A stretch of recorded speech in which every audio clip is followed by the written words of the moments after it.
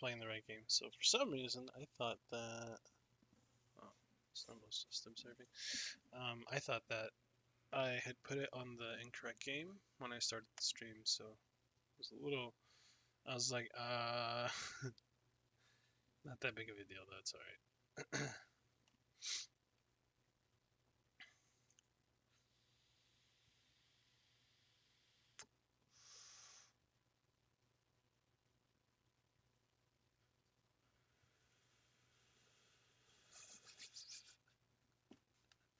Freaking Travis.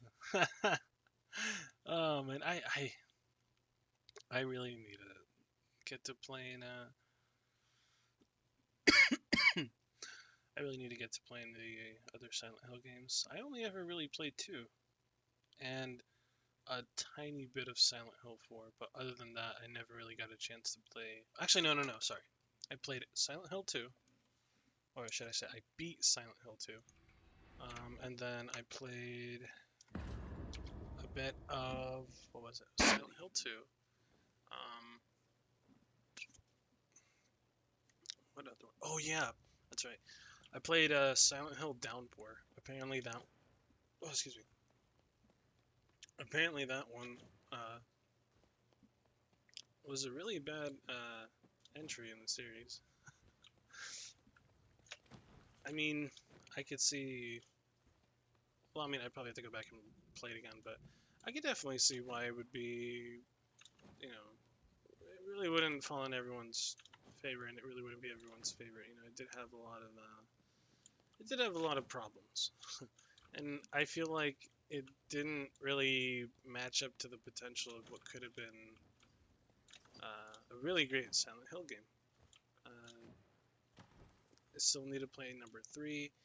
I think I played 1 for maybe a couple of minutes on my friend's PSP when he let me borrow it like years ago. But other than that, I don't really remember. I don't remember much of 1 other than waking up in the other world and going down like this uh, like fenced, metal fenced, corridor, and then you encounter the room with like the corpse and all the blood and stuff like that, and it's just, yeah. So, but I will say though, for Silent Hill Downpour, it was kind of nice to see the. I mean, I know it's not really called the Straight Jacket anymore in that game, or it's not called the Straight Jacket enemy in that game. I think it was called like Smog or something like that.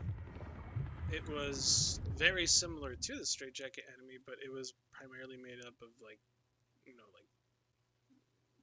smoke and shit like that. So that I can kind of understand. There was that. What else? What else? There was another couple of other enemies I think that sort of were more of like a not a tribute, but it was more of like a throwback kind of thing, What is it, my baby? Mm-hmm. Oh, I really like the boss Asphyxia. Asphyxia I thought was really really cool. There's that one. I forgot what the other one is called. The one that has like the really really long limbs and everything. And I forgot the name of it, but I know I remember one of them. One of the bosses' names at least. Asphyxia. They were pretty cool. All right, let's see what we can do. Snowball. I know you want to get up here, but you can't, baby.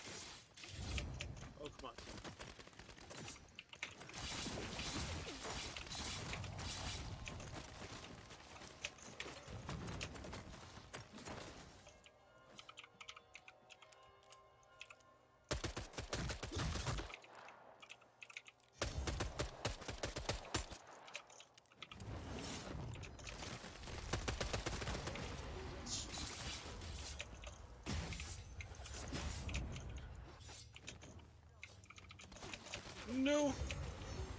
Son of a bitch.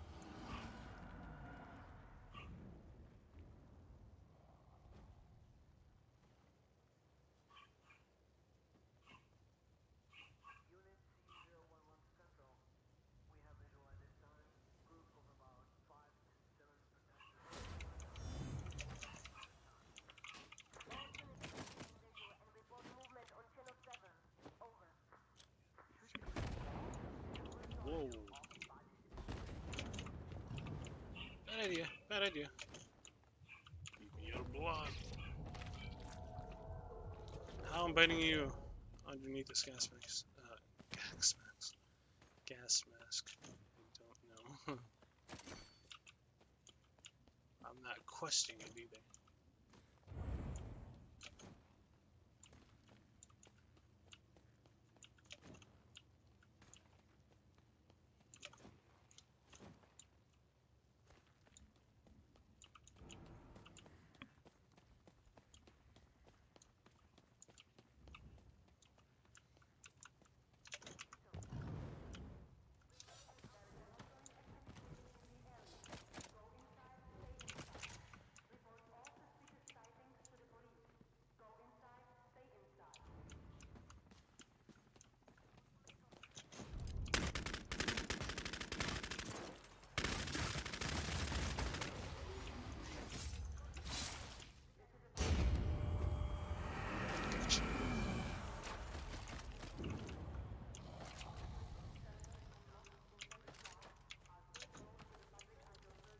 I'll take stuff.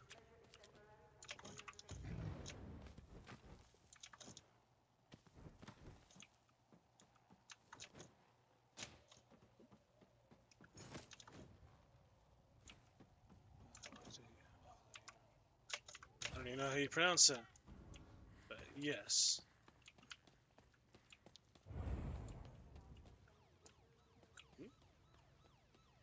Somebody over in the weapons store.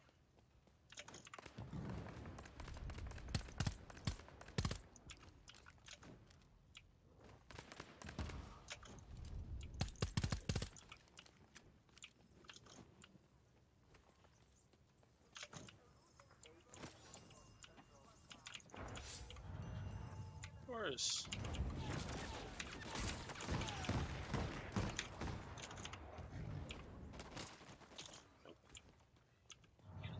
I'm out of here. ¿Dónde? I think he did.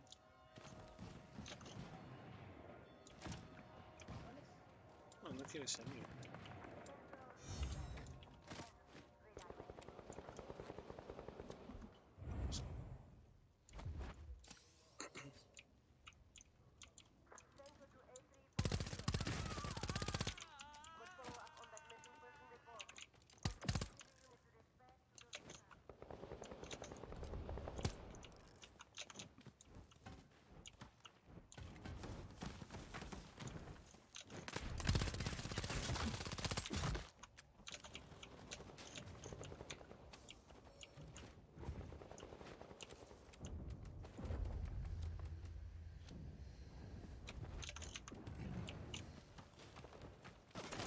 Oh god. Probably not the best idea.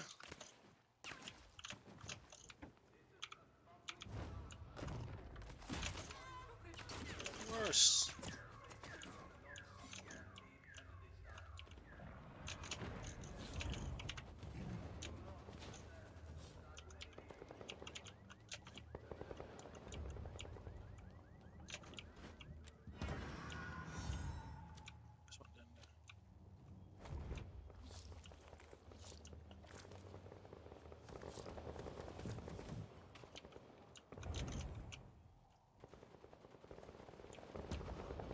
Am I tripping?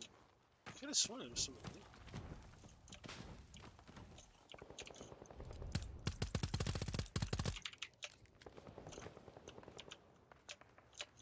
Get in there, come on, come on, come on, come on.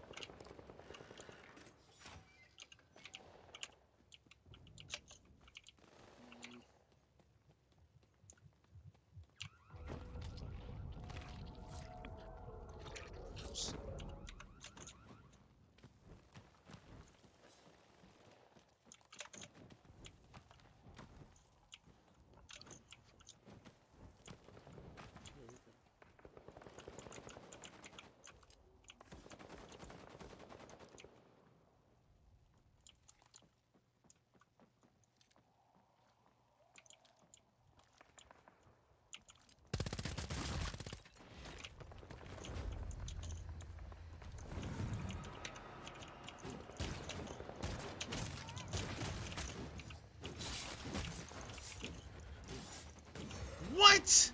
Dude, no way. There is no way. That stupid bat manages to kill me, but those 2 swings from the sanguine doesn't hurt him at all. Okay. Alright. That's totally fair.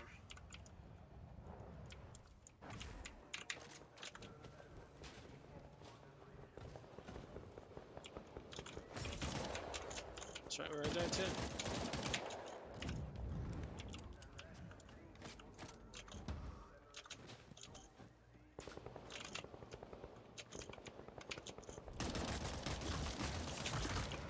It's still a nice single woods.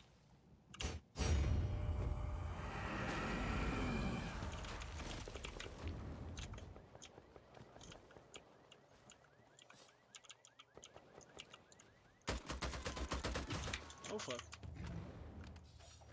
No! Damn it.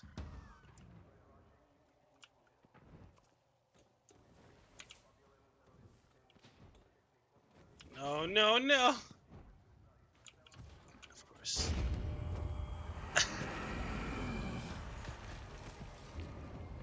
Unready players here. What? What kind of name is that?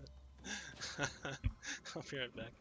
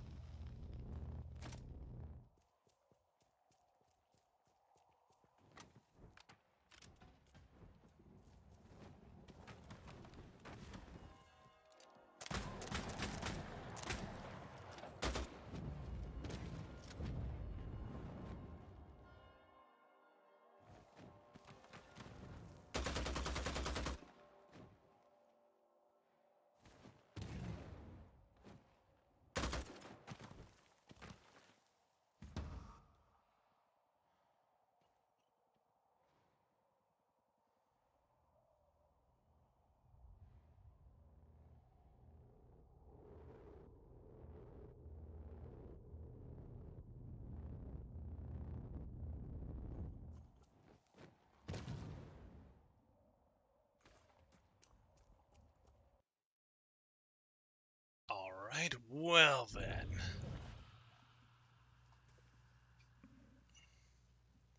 There you go. Looks a little bit better that way. More light.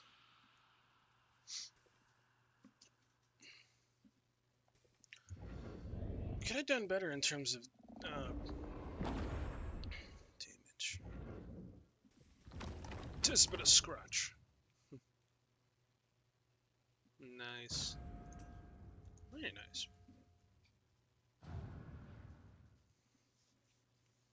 Well, look at you. Or he's gonna be like, oh, good evening. Salutations. Oh, okay, never mind. Salutations.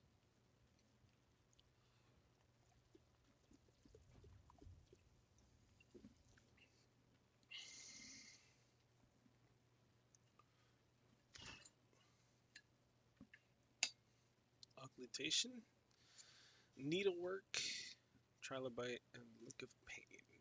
Cool. Let's see. Oh, infernal glow. But there's no glow. Where's the glow? Why are you lying to me about the glow? Um.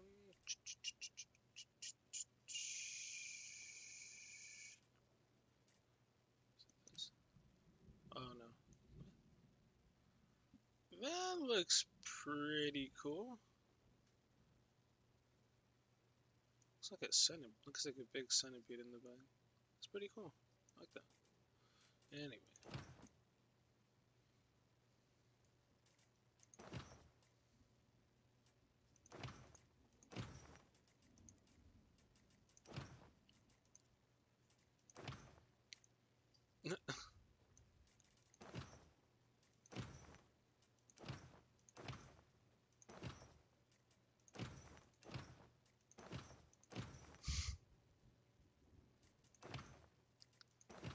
Changes the color, so.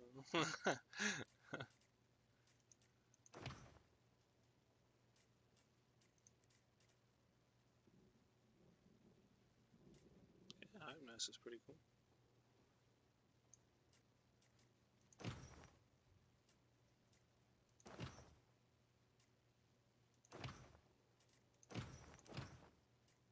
Just plain white shirt. What is this? The fucking.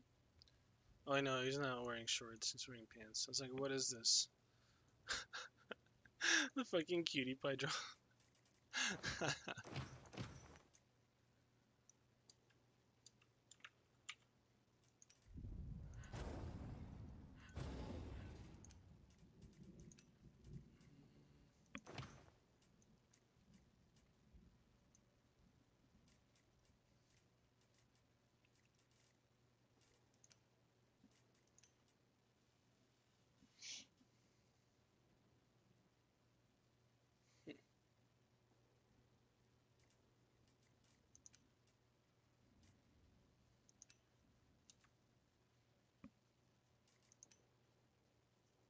Oh, it's around this has more. Okay. Soft grunge.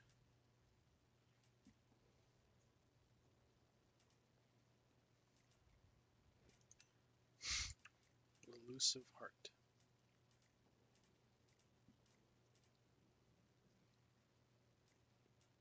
What? I mean, I say that. Main character.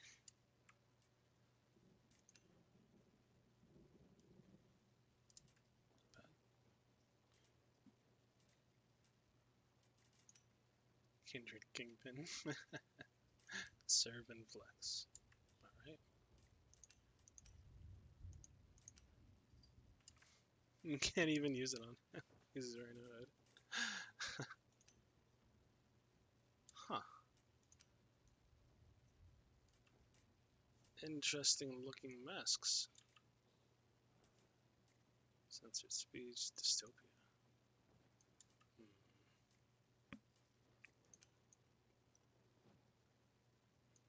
Yeah, why not?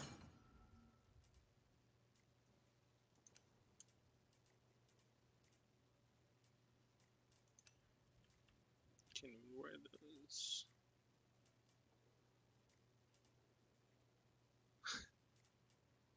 A bobby pin. Or not a bobby pin. Is it a bobby pin? Yeah, I think it's called a bobby pin. I don't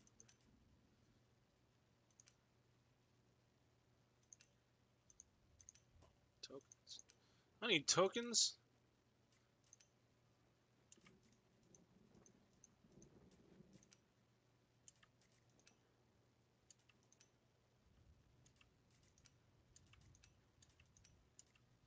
Let's see, I already have. Yeah.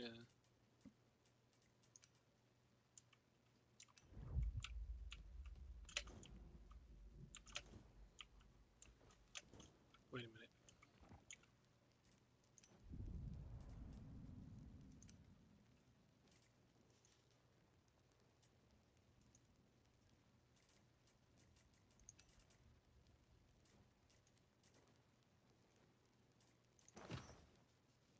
There you go.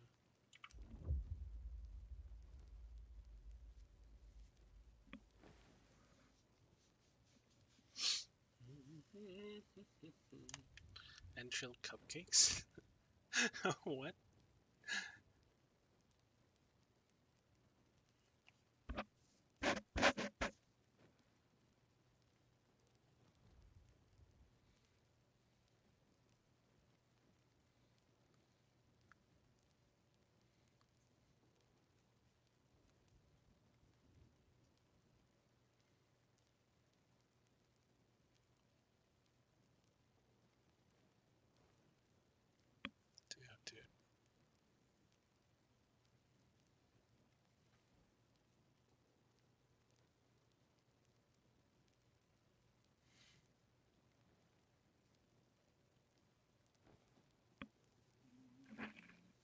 Dude. There we go.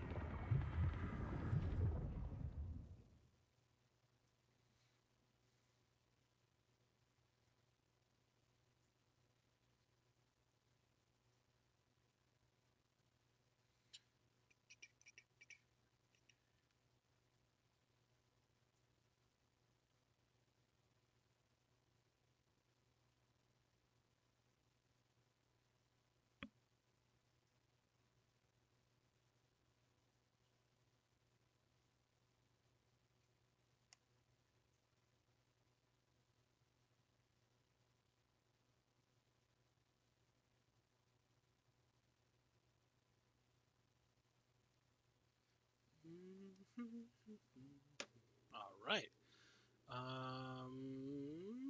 Let's. Is there somebody?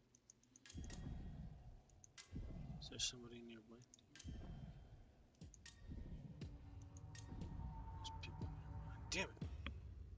There's one nearby. But.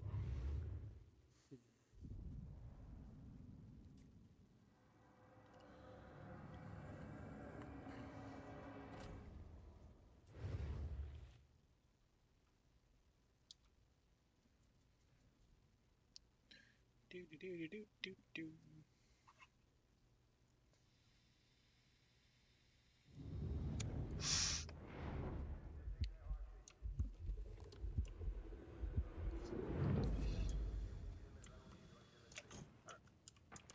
Let's see what we can do.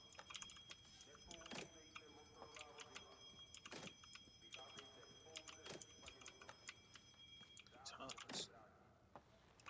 You know what? I'll take my chance with the katana this time.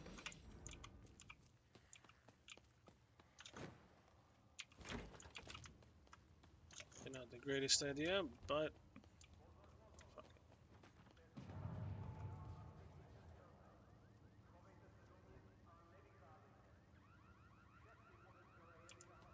Just gotta keep going. Can't be sitting in one spot forever either.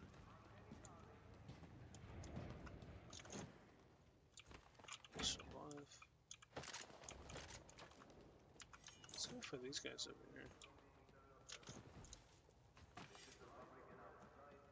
Oh, camera.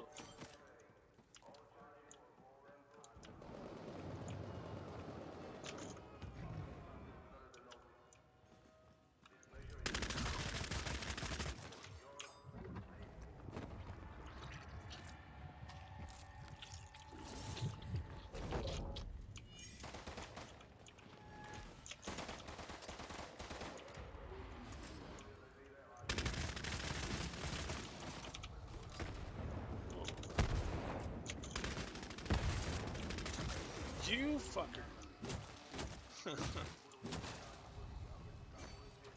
So know where you are. This one will be able to spawn right by. Close. Very close, actually. Still down.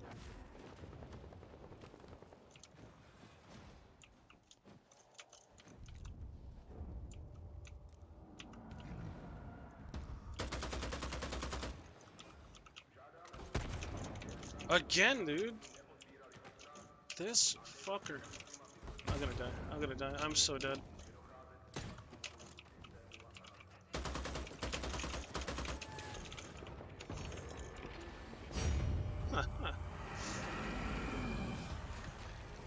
He had the grenade launcher. No wonder he was doing so much damage. No fucking wonder, dude.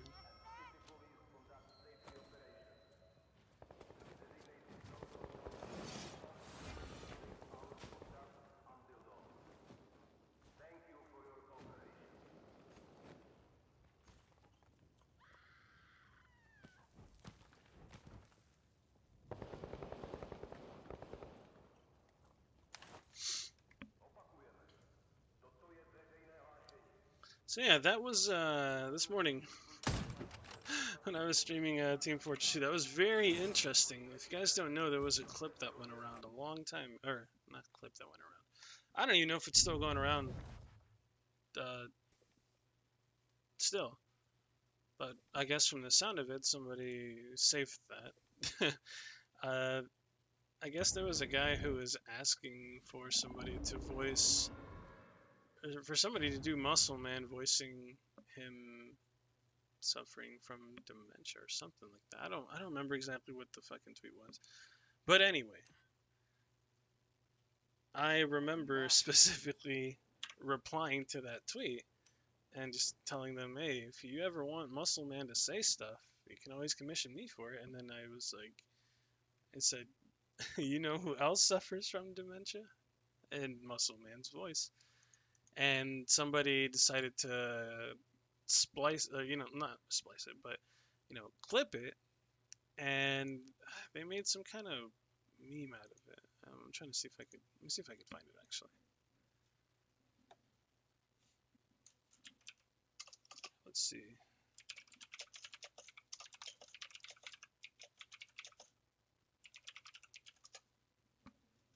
I think it's this one. Yeah.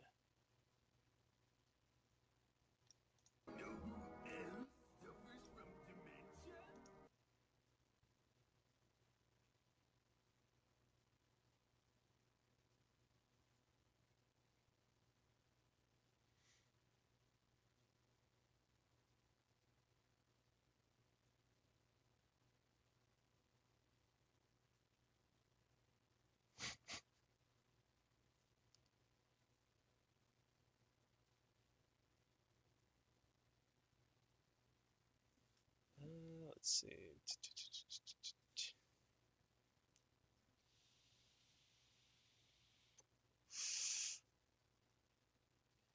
think that's it. Didn't even give any. I'm so glad I got to witness this whole made in multiple tweets.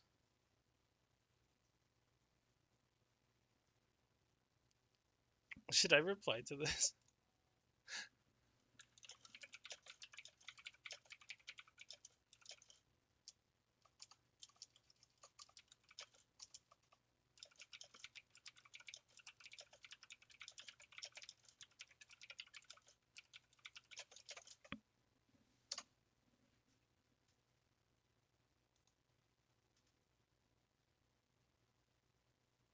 Let's see. Don't know if I can find it anywhere else. I think it's just.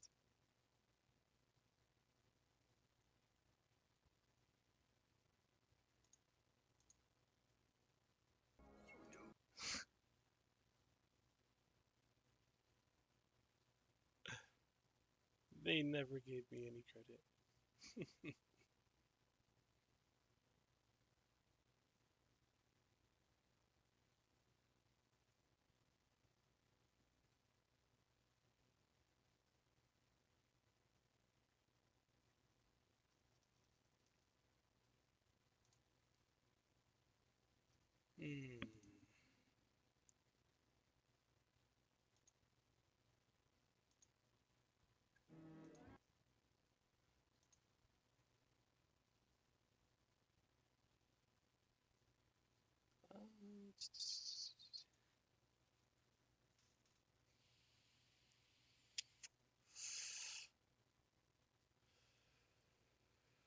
see.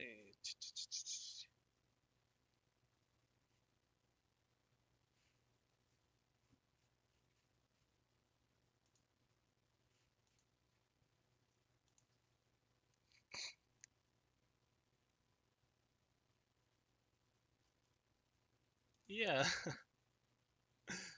I was the one who sent that tweet out and made that stupid video.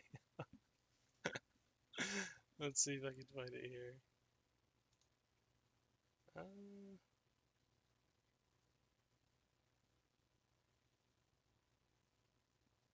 save video. Where is it? Muscle Man. That's it? That's all they have?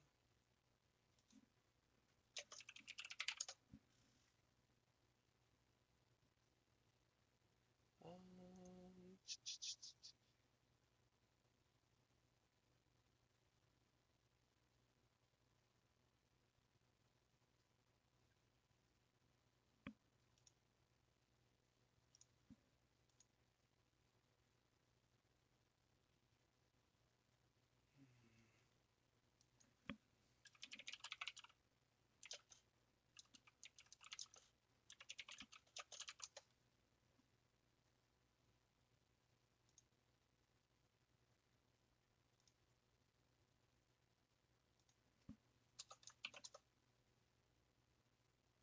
what?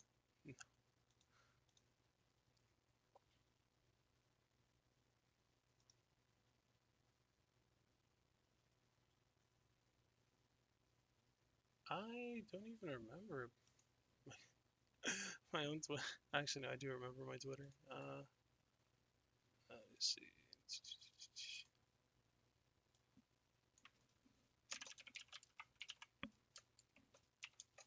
It's like _3. Damn it. I really need to sign into this shit. Come on. I don't want to have to sign into this.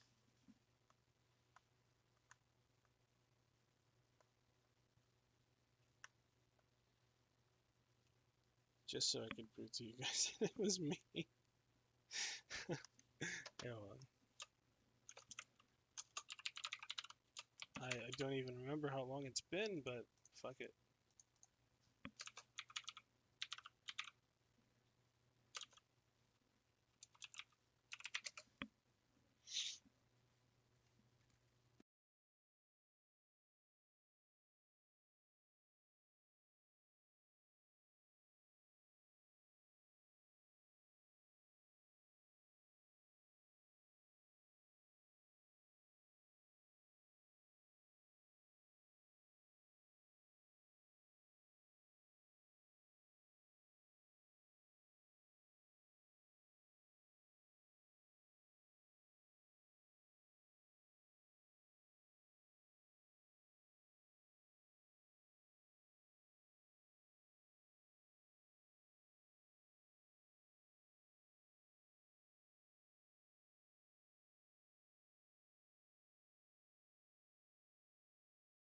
Join the flock, baby. We're taking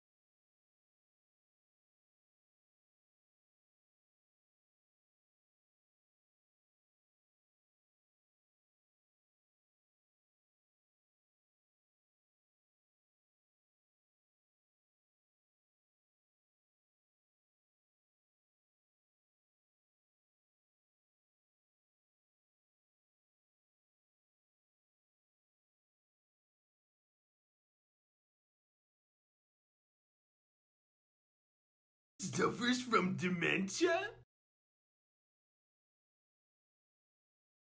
Oh yeah, that was me. They're all there you go. So it's really loud. You can always commission me for it. You know who else suffers from dementia? Yep, and that's where it came from. And they turned it into. They just kept doing it. But yep, found it. Pin. Bam. There you go. And that's it. Fucking that stupid ass video. Fucking oh my god. Drake Campana. Horrible person. I mean Josh too. Oh, they're both equally. You know, I don't like them. They both have some kind of. They both had some kind of weird vibe to them. Well, at least in my eyes, they did. But what's whatever. Although it was kind of. I don't know. I always thought it was kind of weird how they went about the whole announcing to each other that they weren't actually friends in real life. I don't know. And then one threw one under the bus, and then the other did the same, and it just kept dogpiling onto each other until it was just like this the whole time, just constantly piling on each other, and then I guess eventually people were just like, okay, well, we're just gonna go focus on something else then. And then that was that. Damn it. I have to sign back into freaking Realm Royale. I completely forgot about Realm Royale. Then again, I think I only ever played it once, and then that was it. Never again. I never touched it ever after that.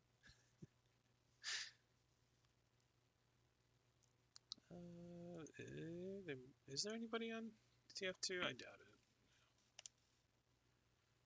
Let's just check though.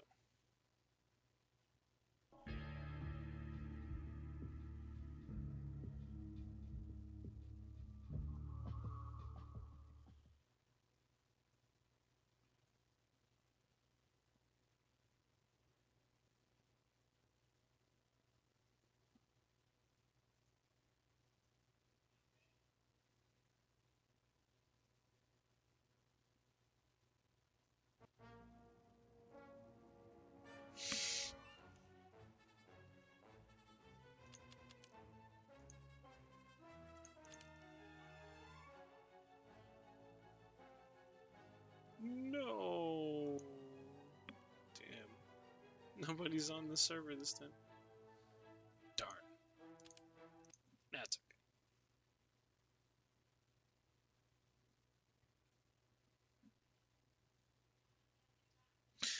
Actually, let's see. There might be another.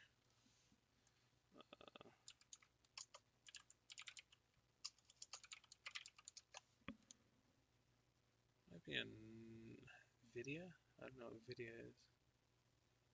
All talk, CP, no crits, no respawn time.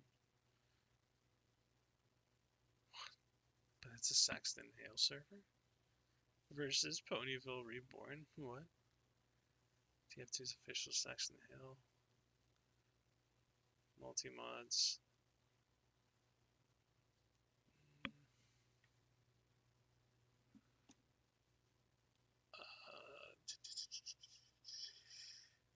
Oh wait, this one. Oh, this one might have people in it. Hold on. Let's check.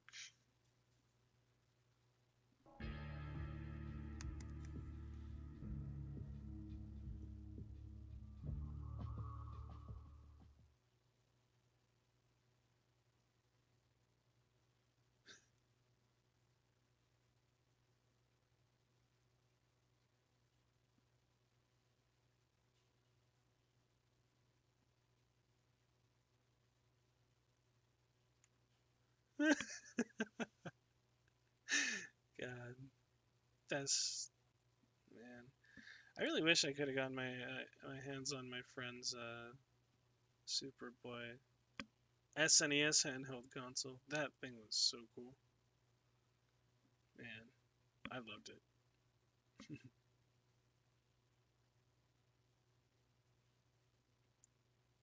Like the fact that I could take any oh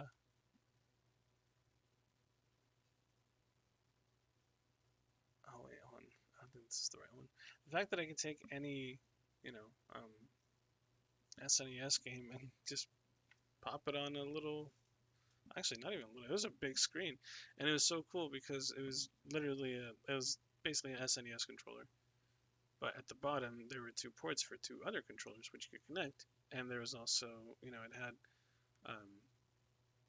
ports where you could connect it straight to the TV if you wanted to. So it's basically a SNES console right then. I don't think anybody's on. Yeah. Yeah, it's just.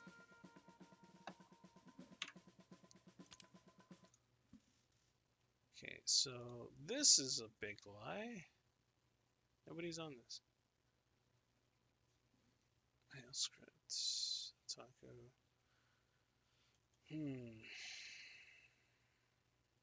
The only thing that sucks is that. Yeah, this one isn't really.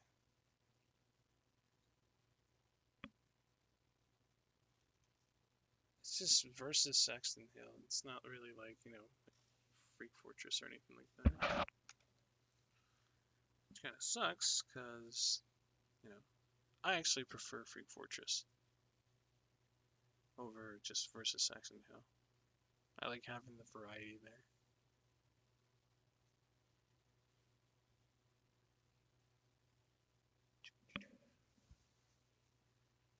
Sneaky Snoop. Central Fiction, AVA, or Kingdom, Brawlhalla.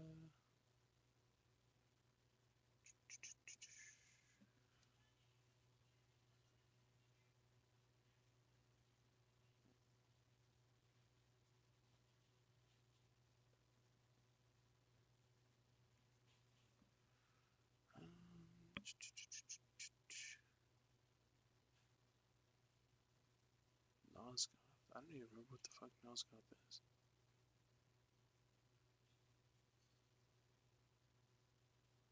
What the hell is Nosgoth? Oh, wait.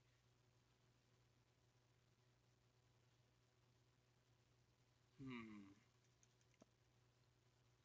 don't know which one of my friends made me install this game, but I never got a chance to try it out. And granted, there's quite a couple games I still need to get to finishing, but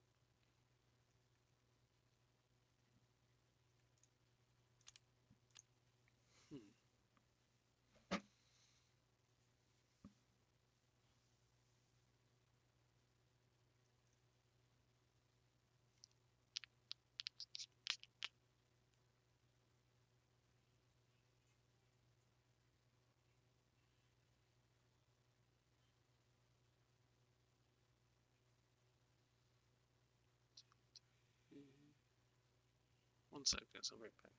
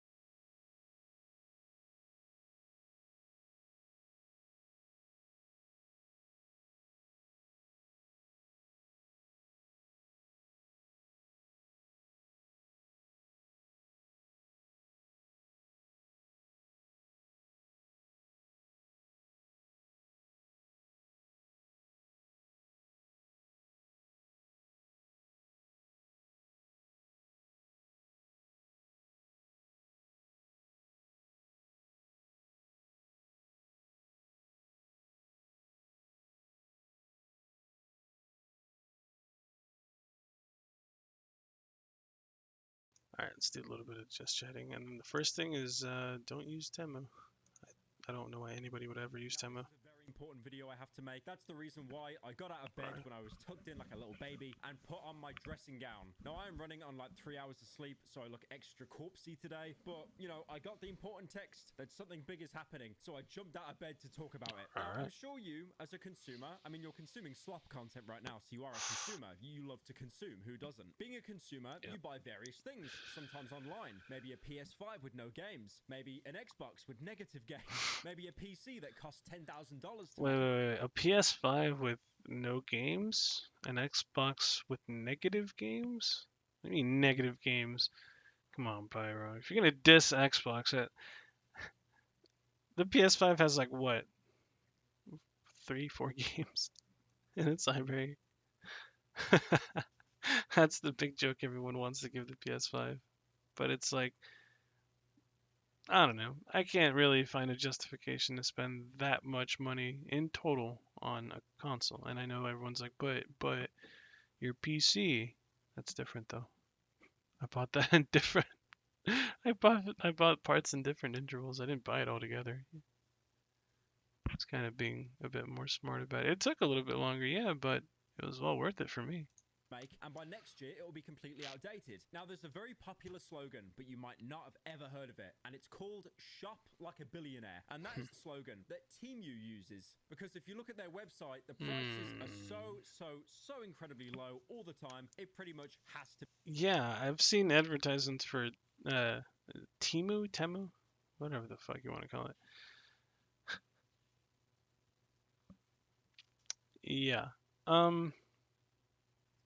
They keep advertising shit on the TV all the time. You know, we bought this Xbox One for 25 cents. We bought this PS5 for $1. You know, check out all this clothes we got for as low as 50 cents. It's just stupid shit like that that I really, you know, it's like to think that companies think that, you know, people are going to be gullible enough. And, you know, granted, there are some gullible people, but nobody's going to believe that they're selling a brand new Xbox One for like a couple cents. What? That is the stupidest thing I've ever heard. To be a scam. Now, Temu is a US Alright, online Temu, there you go. marketplace, like for example, Etsy, eBay, Not stuff Temu, like that. Temu. But they pretty much ship everything directly Like from China. Temu. Now, there's already been loads and loads from of China. deep dives just Oh, no. going into how much of a shady company Temu really is. Is Temu, the popular new shopping app from China, just a glorified Chinese spy app? And are the bargains too good to be true?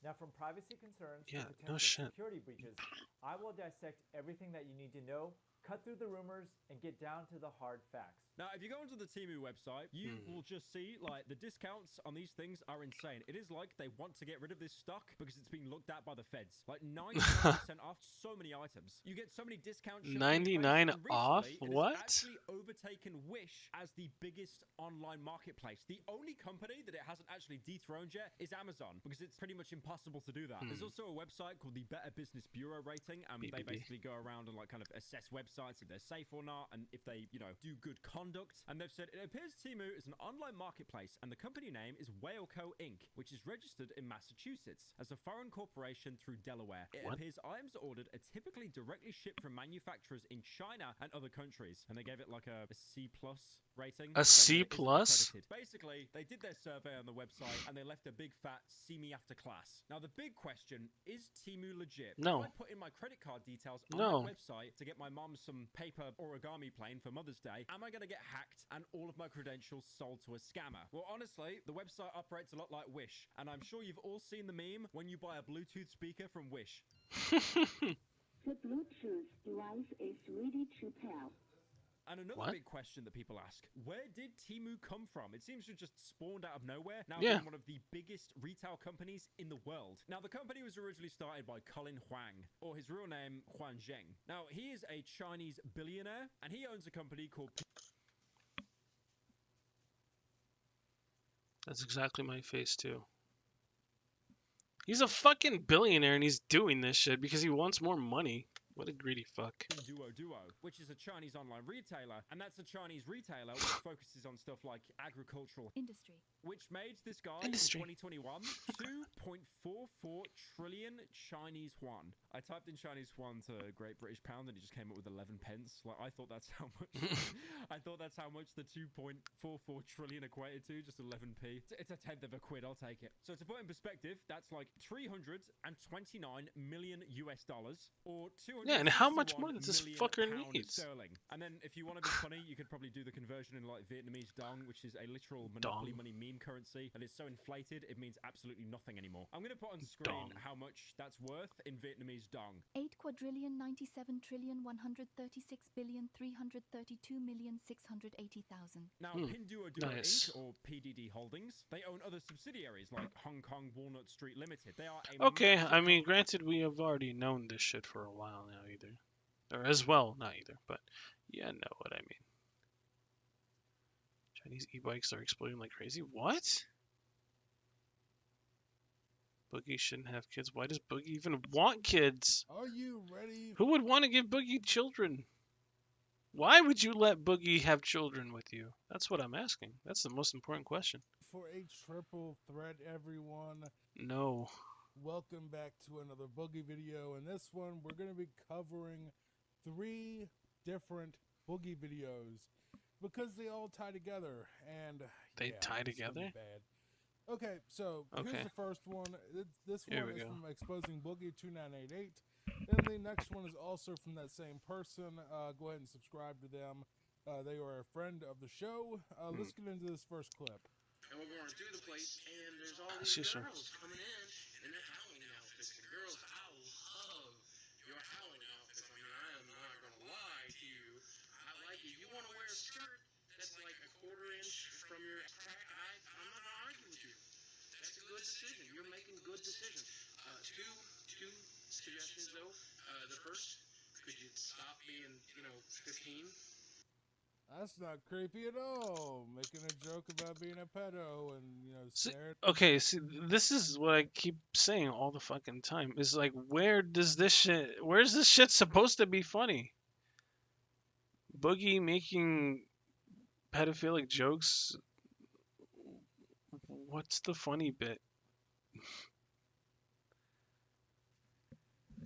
I never understood that form of humor. I don't know how it's funny. I mean, maybe it's because Boogie looks like one?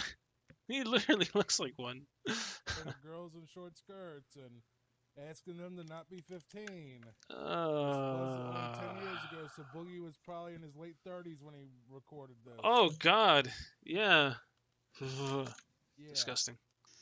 Because you're making me feel like a pedophile. And a lot of these costumes, man, I mean, they're just weird. I don't get it. I don't know. I don't understand what you are. So it's, I mean, I guess. I'm like, I mean, you look real good in that. Your titties are showing and your butt's hanging out. Yeah, even if that's a joke, that's a really...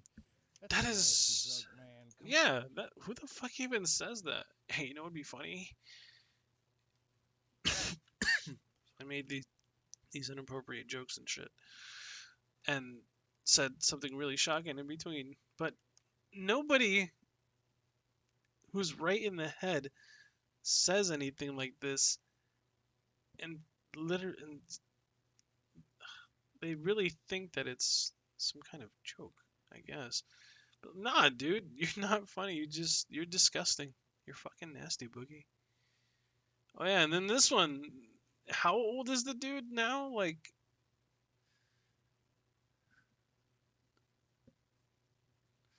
and he got himself a girlfriend who's 19. That's disgusting. Come on now. So, this part is not a joke, and this is all preamble for what we're about to listen to. But this one is also from Boogie, Exposing Boogie 2988. This is called Boogie literally telling you what he is. Listen to this. This is from one of his vlog things where he wasn't trying to be funny.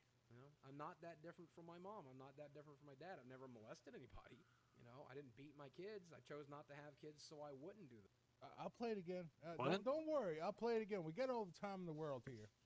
I'm not that different from my mom. I'm not that different from my dad. I've never molested anybody. You know, I didn't beat my kids. I chose not to have kids so I wouldn't do those. But does that mean I'm any better than my mother? Does it mean I'm any better than my father? Probably not.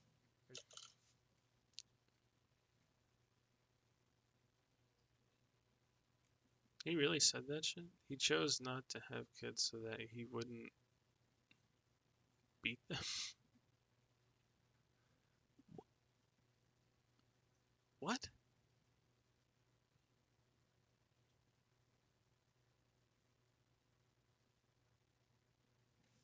There's definitely negative things in my pile. And if that makes me not something you want to be around, Let's hear that first 10 seconds one more time, What? because I know that you're just like trying to process it. I understand. We're Yeah. gonna listen to the first 10 seconds one more time. you know, I'm not that different from my mom. I'm not that different from my dad. I've never molested anybody. You know, I didn't beat my kids. I chose not to have kids so I wouldn't do those. So now chose not to Twitter have kids is so that he telling wouldn't Boogie do that. He should have kids. As if Twitter What? is a good source for advice ever. Of course, you know exactly where Boogie's gonna go to get his information from. Dude, look. Oh man. Well, at least he sort of changed the background, I guess. Now it's not like all that big cluttered mess. Maybe he did get rid of some stuff. Maybe he did sell some stuff. Who knows? You know, I'm not sure, but the fucking pants. Where's the tape on the side for them though?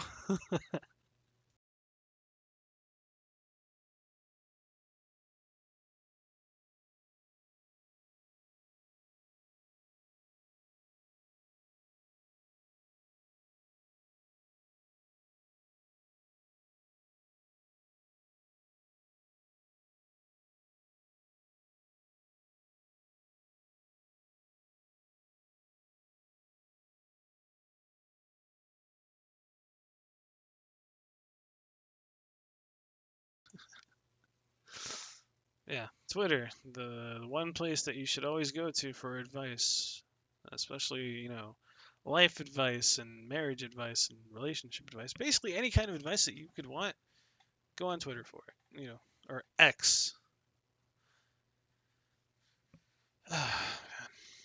Just that's a whole other different thing. X instead of Twitter, X. Just go on X.com. Honestly, this video is from Boogie again, his official channel. No Oh, flip okay. channel on this one. It is called Twitter Thinks I Should Have Kids. Sub. Ladies and gentlemen of YouTube, Boogie298 coming to show off again off the internet. And this is my rambling series. This is my vlogging series in which I talk about the universe and things that are particularly interesting to me. And I wanted to say, you know what? By the way, just because of this What? series, I started my own ramble series called the Storytime Podcast. I know that's very original, but you can find it on the channel. I've been posting story times that are a lot more interesting than Boogie's, apparently. So, yeah, my actual ramble-ons actually have a story versus Boogie just kind of just venting to the internet. Uh-huh. This rambling video is staying up. I learned last week by the very popular response from you. You want these Can you hear his big mouth? You want them. Pepe, what are you doing? He must hear Boogie and don't like him. I don't know what that was about. I think you might have been able to hear his big mouth on the main channel. That baby, that was the boy barking right there. He must have heard something that made him mad. Here, so we're gonna try that for a little. I'm gonna leave it in there because he's the baby, and y'all need to hear the baby once in a while because he's beautiful. He's a baby. Well, let's talk about life. He's a little weenie dog. First thing I wanted to talk about is this meme that involves me. Like, obviously, you see my picture in the top right corner. What?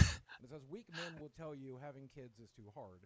Strong men will tell you it's the best thing in the world. Nah, I don't want kids. So if that makes me a weak man, I'll just say, fine. I don't care. You know, I like financial stability. I like not having to deal with other people.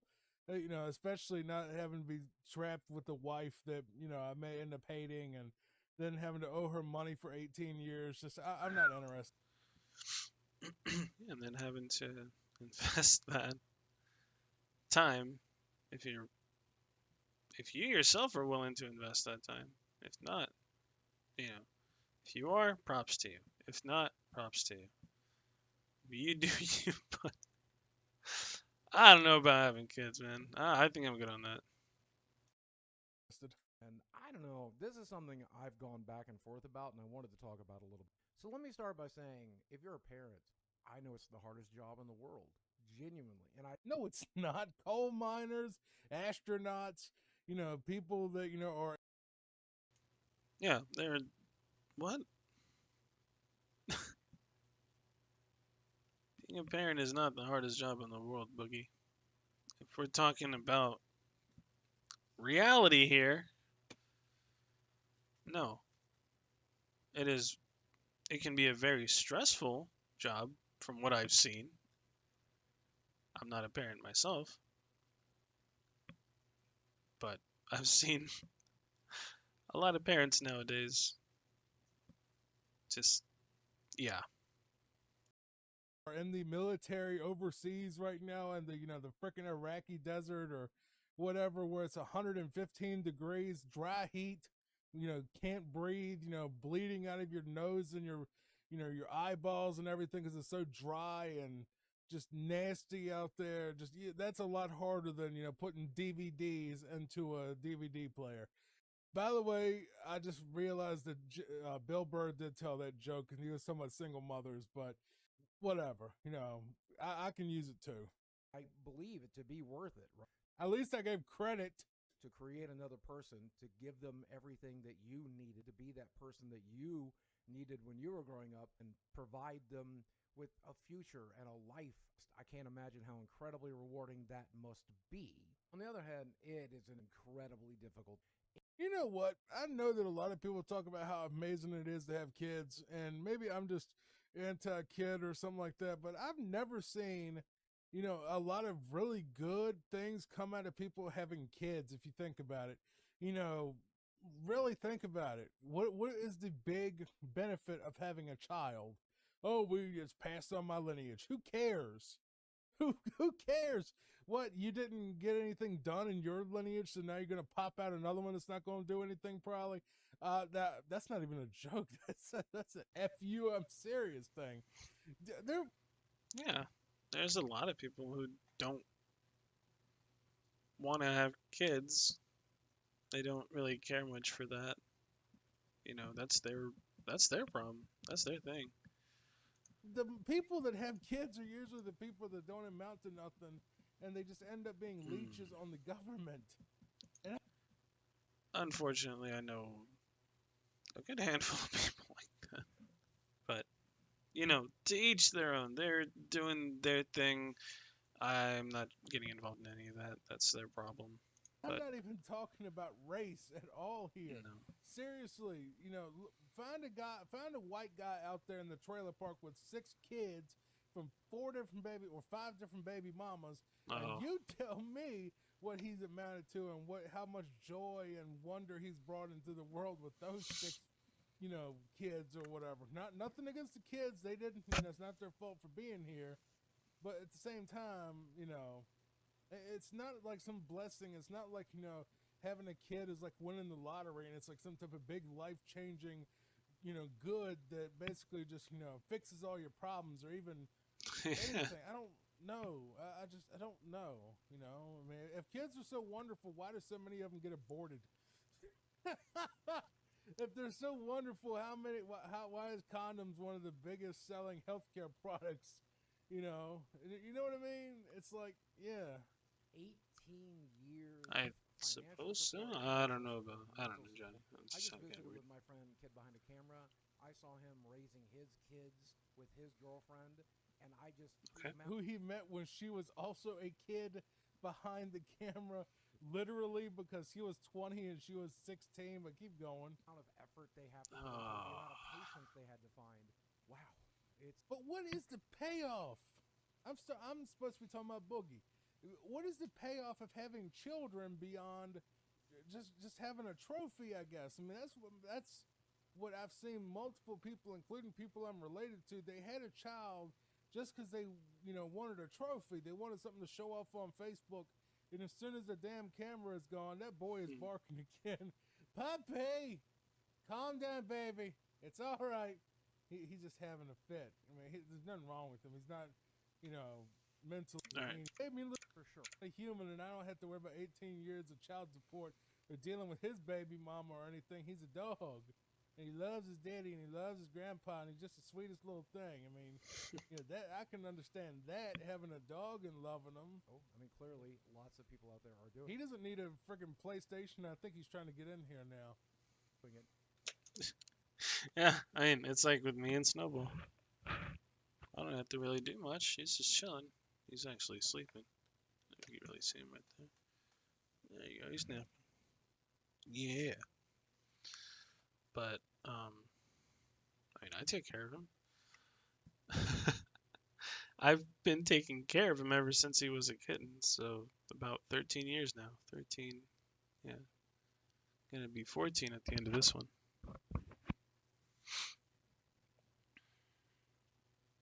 And it's really crazy to think, you know, to know that I've had this little dude for 14 years in my life. You know, and we've gone through a lot of stuff together, you know.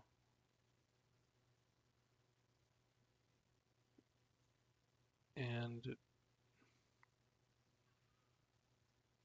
you know, to me, I never cared about, you know, because my folks would always tell me, you know, it's going to be a big responsibility. You know, you're going to have to take care of him and such. And I understood that. When I got him, I was like, you know what? I know it's going to be a very big responsibility to take care of you, but I'm going to do it. And me and Snowball have formed a very, very strong bond over the years. Every ancestor. I'll talk about that in a little bit. So I know I could do it. My brother did it. My sister did. I know I was capable of it. I don't think it was too hard. It was just a matter of preference for me. I mean, if you take a look, I'm not the only person that decided they didn't want kids.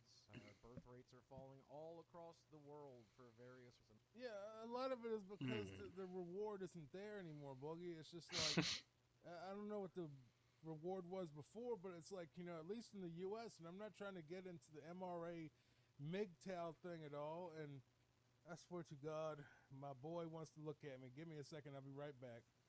The most obvious reason is I came from an abusive background, and my parents were... That's in question, by the way, on Kiwi Farms. I don't know how true that is, but we'll go with it. By the way, if you want to see pictures of those twins that I keep bringing up in all the videos, or a lot of them, Discord, link in the description.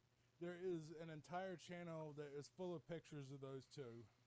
And I just didn't know what a good parent is supposed to do. There was always the argument that I knew what a bad parent does and just don't do that. But if I'm being genuine, 100% genuine, I didn't know that I would be a good parent. I didn't think that I could be a perfect parent or anything close to it. In fact, I thought... Boogie, you would be a bad parent. I'm sorry. I would probably be a bad one, too. I don't know. I think I would. And, you know, I know you would. And a lot of people are, you know, not cut out to have kids, Boogie. And I know it's going to offend some people. I don't care. But it just boils down to some people just are not meant to have kids. Some people are just bad parents. They're not, you know, they're irresponsible people. They ended up popping a kid out, you know, and for whatever reason they keep it. And I know that sounds so wrong, but at the same time, it's true. It's like some people shouldn't have kids.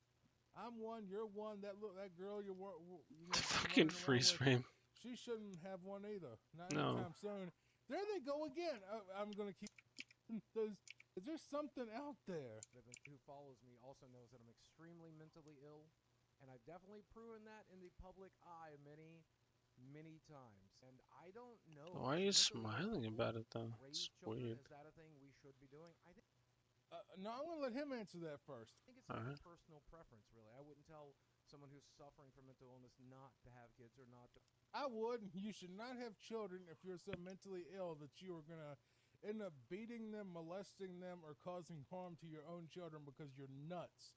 You just need to stay out of the gene pool. It's not even a gene pool problem. It's more like you're bringing someone into the world and subjecting them to what will be a horrible life, which will breed another horrible life. and it will multiply, and it'll turn into like cockroaches because you can't get rid of people that just for some reason they're just the wrong type of people can't stop fucking. They can't stop fucking, and I don't understand why. The flip side of that coin is, Well, the fucking freeze frame. The fair argument too is, you know, like,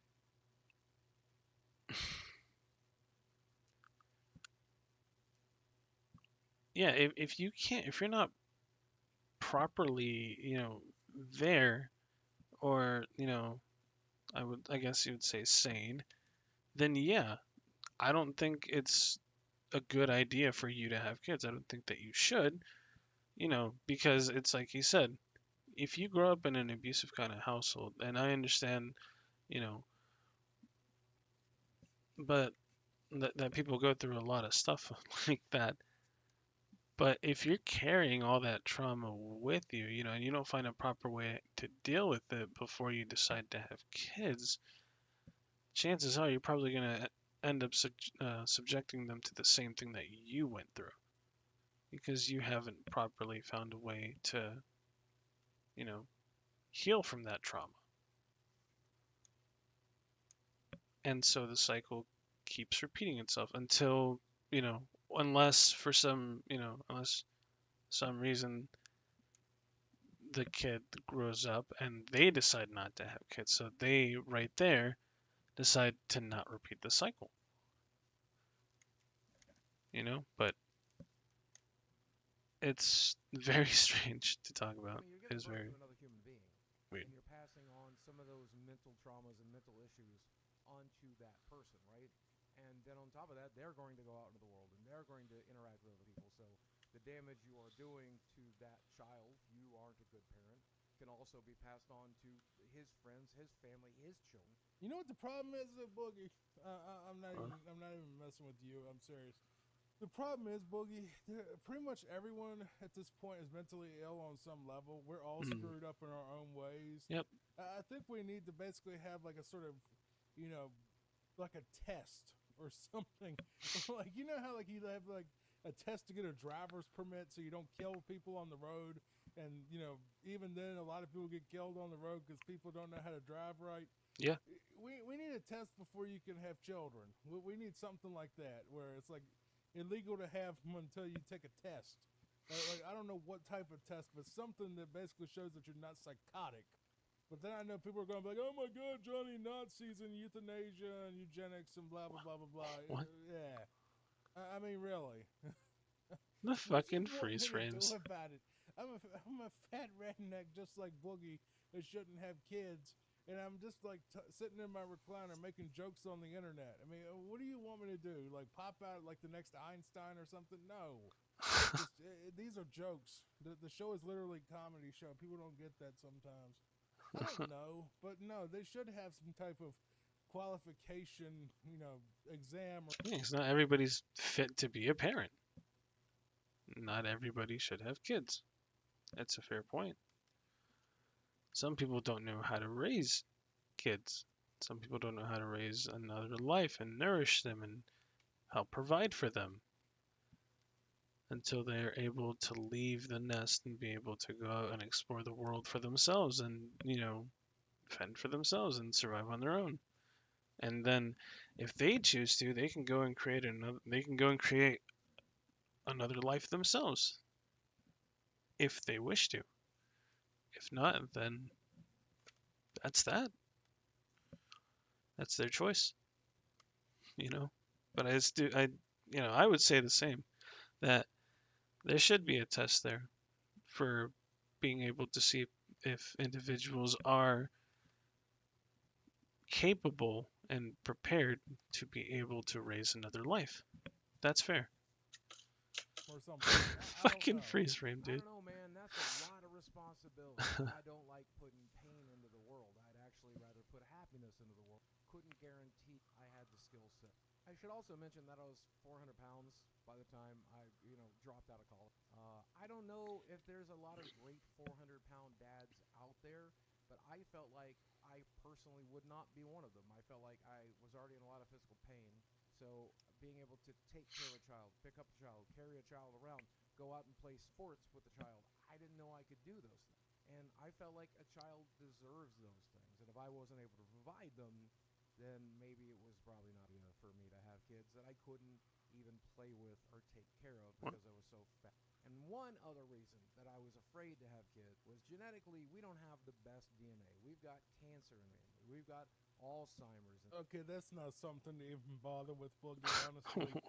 Everyone's going to die from something, and unless you have some type of really horrible illness like AIDS or, you know, something that's going to be passed on to the child to ruin their entire life, stuff like cancer and, you know, heart disease and diabetes and all that, I don't think that that's even a qualifier for if you're supposed to have kids or not, really, because, you know, a lot of that's treatable now, but I mean, you're going to die from something, Boogie. It's rather going to be your heart, diabetes, or cancer is going to kill you. You know what I mean? And even diabetes used to be a death sentence, you know, whoever knows how long ago. Wasn't that long ago when, you know, diabetes was probably a death sentence or, you know, something a lot worse than it is now. Well, we know a lot more about it. But, yeah. Family. We got mental illness in the family. We got addiction in the family. The son of a pill addict and an alcoholic, that's me. I feel like, I don't know if it's nature versus nurture on the alcoholic and pill addict thing, but at the same time, my dad was raised by two alcoholics and he's not one, and my uncle was also raised by two alcoholics and he's not one, and I'm not an alcoholic, and my sister's not an alcoholic, and my two cousins aren't alcoholics, and I think one of my other cousins. See, but that also, you know, like I said, it also depends on how the individual was raised and how they would have perceived the environment that they were in. Given, you know, they were raised by alcoholics, or given that you were raised by alcoholics, Johnny, you could say that, you know, you saw the negative effects of what alcohol can do and what it has done. And you chose not to go down that route because you didn't want to live your life that kind of way. You saw that there is more to life than having to, you know, basically put your life on the bottle. Or, you know, yeah, put your life on an alcoholic bottle and just drink yourself to death. You managed to break through that cycle for one reason or another. Might have a drinking problem, but I don't know. Who knows? She's still in her party phase anyway, but I just don't believe the whole thing of my dad was a drunk, so that makes me one later. I just don't believe that. My grandparents were mentally and physically their family members. And I mean, you might be more predisposed to being addicted to it if you try it, you know, but I don't think it's like, I don't believe that you are like doomed to become your parents. I just don't think that's how it works. Spouses, as no. well as my parents, and I do genuinely believe my grandfather, just like my mom, undiagnosed borderline or undiagnosed bipolar, could be one of those two. But at the end of the day, I don't know. I just felt like adding this back into the gene pool for the sake of having my own kids was probably not something I really wanted. You know what the problem is, Boogie? And I'm not even making fun of Boogie at this point. I almost agree with them on a lot of this. It's crazy that, you know, I agree with them on a lot of this, but, you know, the thing is, Boogie, you know, they castrated the mentally ill back in the day. I don't know if it was just, you know, Nazis, but I think we might have done it here too, or sterilized them in some way or another. I'm not saying we should now, but if you think about it, you know, I can't talk about that on YouTube. If I was on Rumble, I could make that, you know. Why bring it up then if, what? What kind of point are you trying to make here? We'll skip that. Sterilizing those people. Neither is as in so that as an excuse to get my together, to lose the weight, to finish college, to get a degree, to become a stronger, better person. And children can definitely do that for you. They can kick your into gear. I just feel like that's not what would have happened if you had a kid back then, Boogie. I'm sorry, man. I just don't see that being, you know, what would have happened, you know. Wait, so what? Boogie believes that if he had a kid, they would be able to surpass Boogie in terms of or is he talking about himself?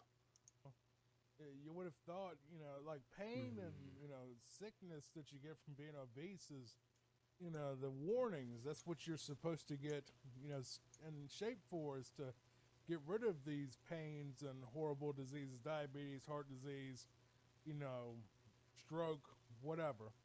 And that's why you feel the pain, is it's supposed to be like you're kicking the butt to go get yourself in shape. And Yeah. a lot of us just don't, because we just get used to the pains and figure they're always going to be there. We just, I don't know. The universe basically tells us to sit on our butt and watch boogie videos, I guess. A lot of intelligent, educated people these days will tell you they're waiting for the perfect time to happen. But the problem is, there is no perfect time. No. He's going to say that. It's true. In this world, there just is no perfect time to have kids. It's great if you want to get your finances figured out, your relationship figured out, and bring that child into a loving home. But if you're waiting for the perfect, for you to be perfect, for your family to be perfect, your finances to be perfect, for the world to be perfect, I got bad news to you. There ain't nothing perfect about this world. I flat out I agree with Boogie on this. That's fair. And honestly, I don't want to raise kids in this society at all. I don't think anybody wants to raise kids in the society now, given everything that we've been going through for the past, 10 fucking years, dude. There is just so much shit to unravel, so much crazy shit that happens here. Specifically speaking in the US. There is so much just crazy shit that's going on here, and then you look up at the news, and then you see what's going on in other countries, and you see that they're even more fucked up than we thought that they were. Right?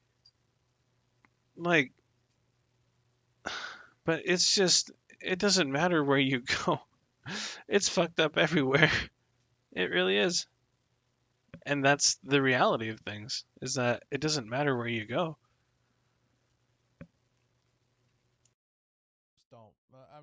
I don't want to put them through the chaos that the people have brought to us socially. The woke mob, the paleocons, the Antifa, Wait, Paleocon? I don't know what Paleocon is. I know what the woke group is. What else did you say?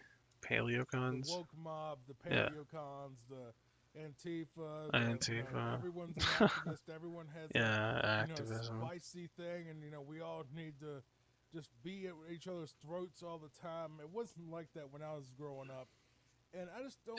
Yeah. I feel like that's like a mental illness factory. That's just going to screw up any kid that grows up in this era. And it's not just the woke; it's also the paleocons, which are the opposite of the woke, the far right. The Christian conservative.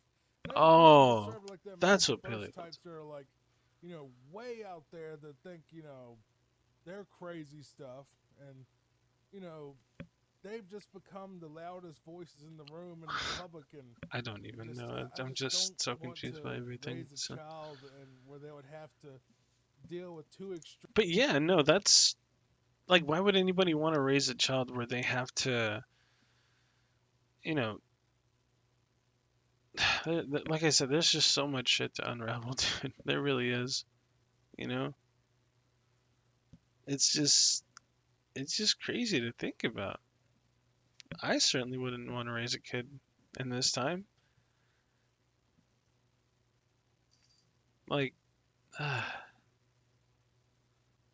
Snowball. No, my Snowball. How are you feeling, baby? How are you feeling, my Snowball? My baby. Meow.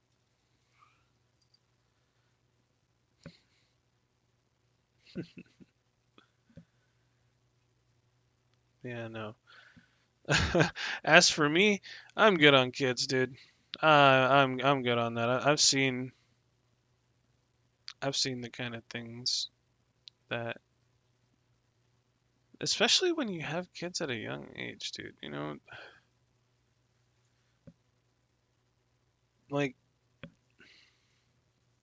know. I would say that there was one point in my life where I got a big scare, and I feel like if it did happen and I did have a kid or kids, I wouldn't be here right now. I wouldn't. I'd be doing some other shit, you know, instead of doing what I enjoy. I don't even know. I don't even know what I would be doing, to be honest. I don't know if I could imagine what I would be doing. Just because I'm glad that it didn't happen. Dreams and have their minds basically thrown in a blender just Yeah. to be accepted. Yeah, that's another thing too. I've met a few fans of this show so far, which I'm grateful for, that are younger, not underage, but Nah.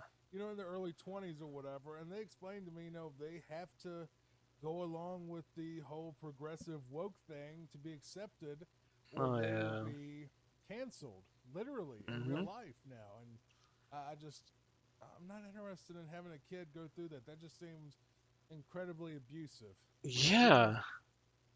Like, could you imagine like fucking a group of kids now just like, mobbing on your kid or whatever because they said something completely random or they didn't know. They didn't know anything about that because they weren't taught that kind of shit. And like I said, it's just a big shit show of fucking stuff that it's like, why subject a kid, why subject a life or a child to that kind of abuse? Especially now with the rapid rise of the internet, dude. Like, and then I also, this is a little bit off topic, but at least from what I've seen, kids as old as like 5, 6, they're running around with fucking iPhones now, dude. Like, what? And I'm just like, you know what? That's reality. Kids being raised by phones, and I'm just like, all right, I've come to accept it. There isn't anything that I could there isn't anything that I could do about it. So why fight it? If besides the fact that I just don't want kids, and I'm not a fan of kids, and I don't like all the noise and all the problems that come with having children. I like my peace and quiet. Woman for the rest of my life either. I pretty much decided that at this point, that I don't want to get married, and I don't want to. That's it. See, that's another thing as well.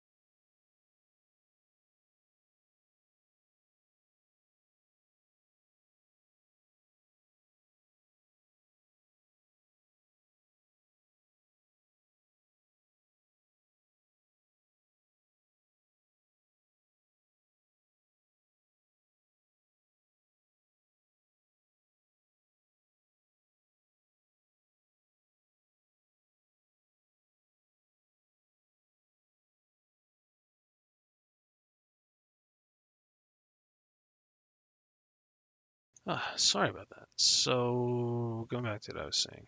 Yeah. Uh, I'm good on having kids. Personally, I'm good on all that. Have kids, and I don't want to have a white picket fence. I would like to have a girlfriend at some point, but Right?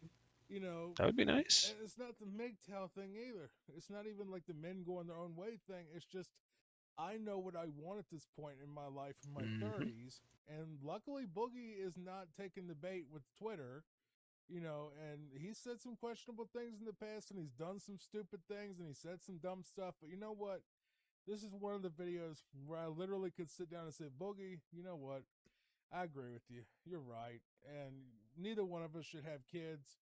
And, I mean, a lot of the stuff that I've said in the past really was a joke, dude. I mean, I don't know if you ever watched this stuff or whatever, but I mean, I'm just taking care of my dad, and that's all I want to do with my life at this point is take care of him until, the unfortunate day when he'll eventually leave this earth. And, I don't know what I'll do then, or if I'll still be here, maybe I'll die before he does. You know how people just drop dead in their 30s now. But, right now for the foreseeable future, if I had to pick a path between, getting married and, starting a family and moving away and all that, I'd rather just, be with my father and take care of him and have the peace that we do and, the dogs and the little show that people enjoy. And I'd rather do that than have a bunch of kids running around. I'm not that type. I don't want children. I don't want a wife either. You just gotta get it done. You just gotta let it happen. Not everybody knows this, but I have a brother and a sister, and both my brother and my sister chose to have kids. They had 2 kids each. And I'll be honest with you, are my nieces and nephews perfect people? Far from. And part of that, I think, is the lineage that they come from, the genetics that they come from. I don't believe that. Well, actually, I kind of do believe that. Keep going. But you want to know something? I love kids. That's good, Boogie. I'm happy. All right. You love them. I'm sure you do. That's good for you, man. God bless you on that one. I'm happy that you love them and you can show your affection as a loving uncle to them. I guess I love my 2 nephews in my own way, where I'm not really involved with them and don't like being around them necessarily, but at the same time, if something was to happen to them or somebody was, threatening them or, messing with them, I would probably go pop a bear and go out there and maul somebody over something that happened to them. You know what I mean? But it's like, that's just what I am. I'm a hands-off type uncle. I don't want to be, that's a good uncle to be, honestly. Better than the... I mean, yeah,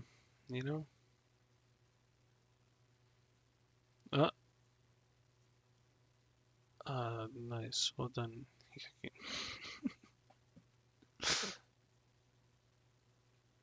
Oh, damn. Spiky starfish. Alien ball.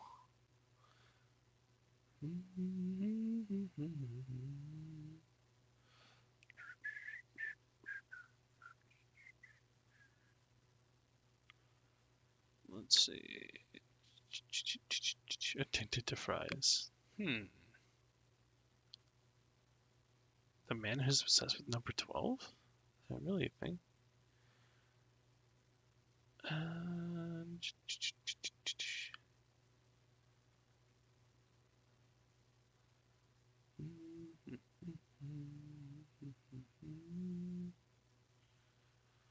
Oh, this was Dongo.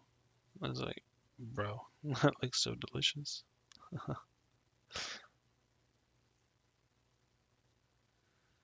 Okay, we're just gonna take a. Actually, no. What am I doing? Let's take a peek at these. TF2's pay to win items? What? Where? Where? I just saw it right now. Where is it? TF2's pay to win items. Ooh. Shokobot. 1 sec. We're back.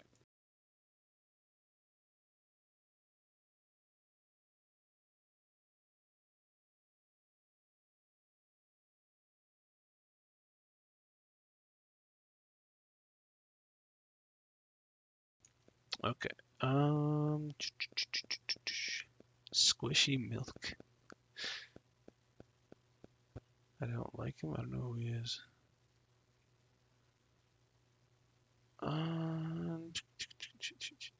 Sniper soda? I thought that said spider soda. Making a water rail gun? Oh god. The most addictive snack, Flamin' Hot Cheetos? Thank goodness I'm not addicted to those. I don't even know if I'm really addicted to any kind of food, to be honest.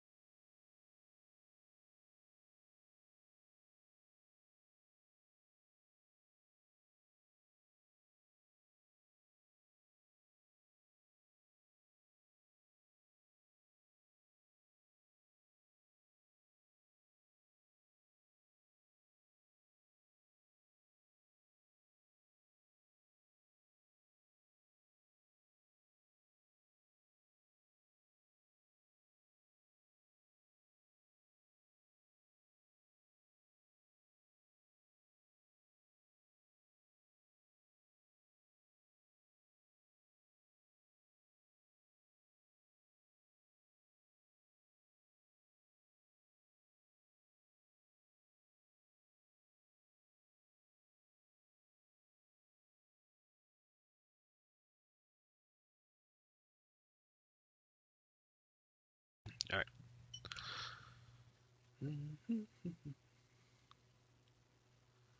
He hasn't slept since 1962? Oh, geez, why?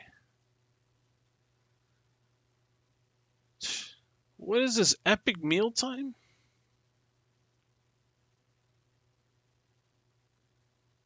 Turkish bread. Oh, God. Salmonella Jack back at it again. Fuck. Pink sauce lady went broke. Not surprised.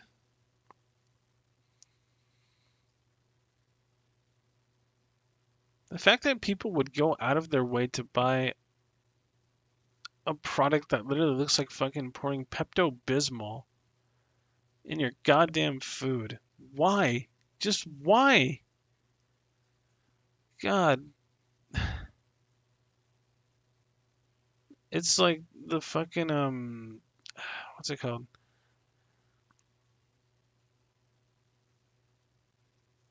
What, sex stories with Cephas about to have a heart attack. 69 streams. Oh, Jesus. Alright.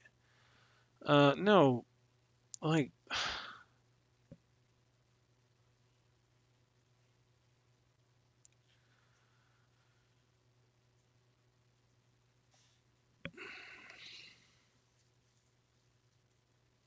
I had Oh, I was going off about yeah, pink sauce lady. There you go. Why why anybody would think that a substance that looks like I said, a substance that looks like Pepto-Bismol being poured on your food looks so delicious that you're just like, hey, you know what? I'd buy a bottle of that. Only to realize that it's like fucking ranch with dyed pink, and it's not even preserved properly. Like, let's watch it. Fuck it. This is August the Duck anyway, so.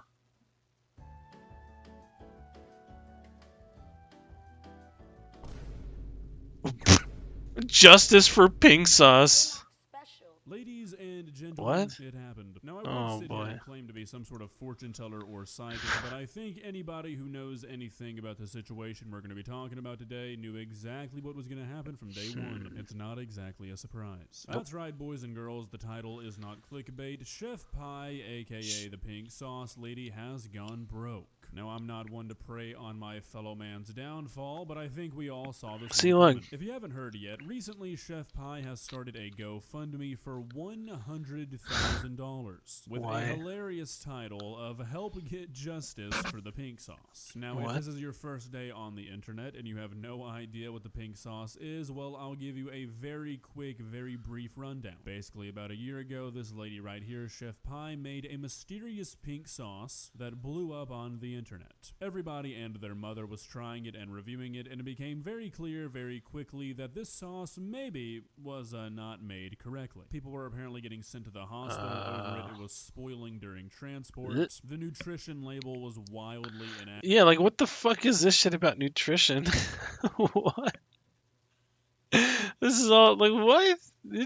Accurate, with the creator using angel numbers on it. No Angel two bottles were the numbers. same Oh, color. People God. found out it went through no food safety testing. It was Not just a surprised. giant mess that eventually turned into one dunking on session of this woman for making this sauce. If you haven't heard this story prior, you'd probably think at this point is where she would stop making the sauce and go back to doing whatever she was doing before, right? Well, that's What not was she doing happened. before? She somehow got this like weird niche following and fan base. A bunch of people started Oh, to support God. her, saying that all her haters were just people trying to shut down a small business. And she went from being the internet's laughing stock to having her sauce in Walmart a few months later. How this happened, I don't have the slightest clue. But for most people, myself included, I think that's where we thought the story would end. She'd become one of the dozens Alright. of sauces on the Walmart shelves, and poor, unsuspecting customers would buy her pink sauce. However, on August 16th, 2023, humanity has learned of its greatest injustice yet. She posted her GoFundMe, and it reads like this. Hi, my name is Veronica Shaw. I am founder of the Pink Sauce Okay. LLC, one of the most viral sauce Oh, boy.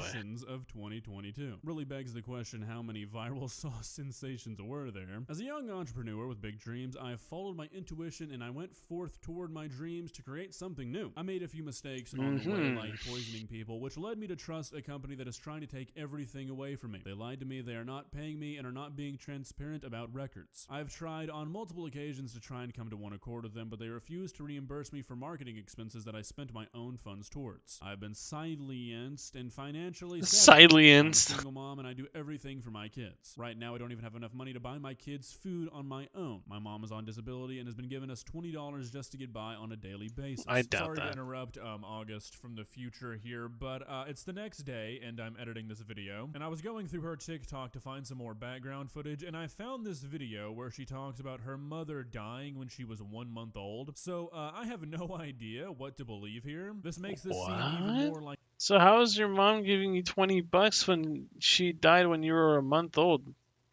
Is it ghostly money coming through? I'm just as shocked as you are, Pink Lady.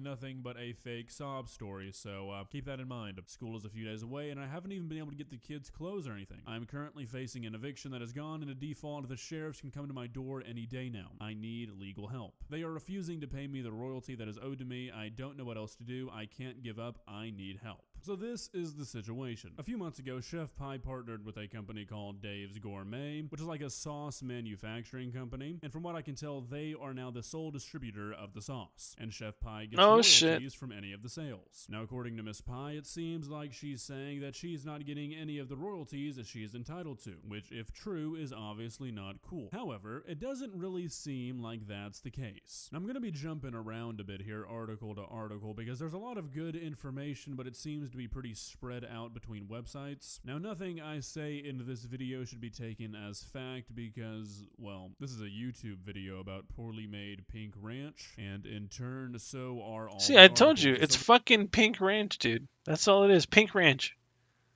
Whoop-de-fucking-do.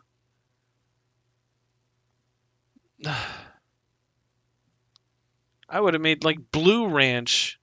Could you imagine blue ranch? That shit would be fucking pink sauce out of the fucking water. The fuck?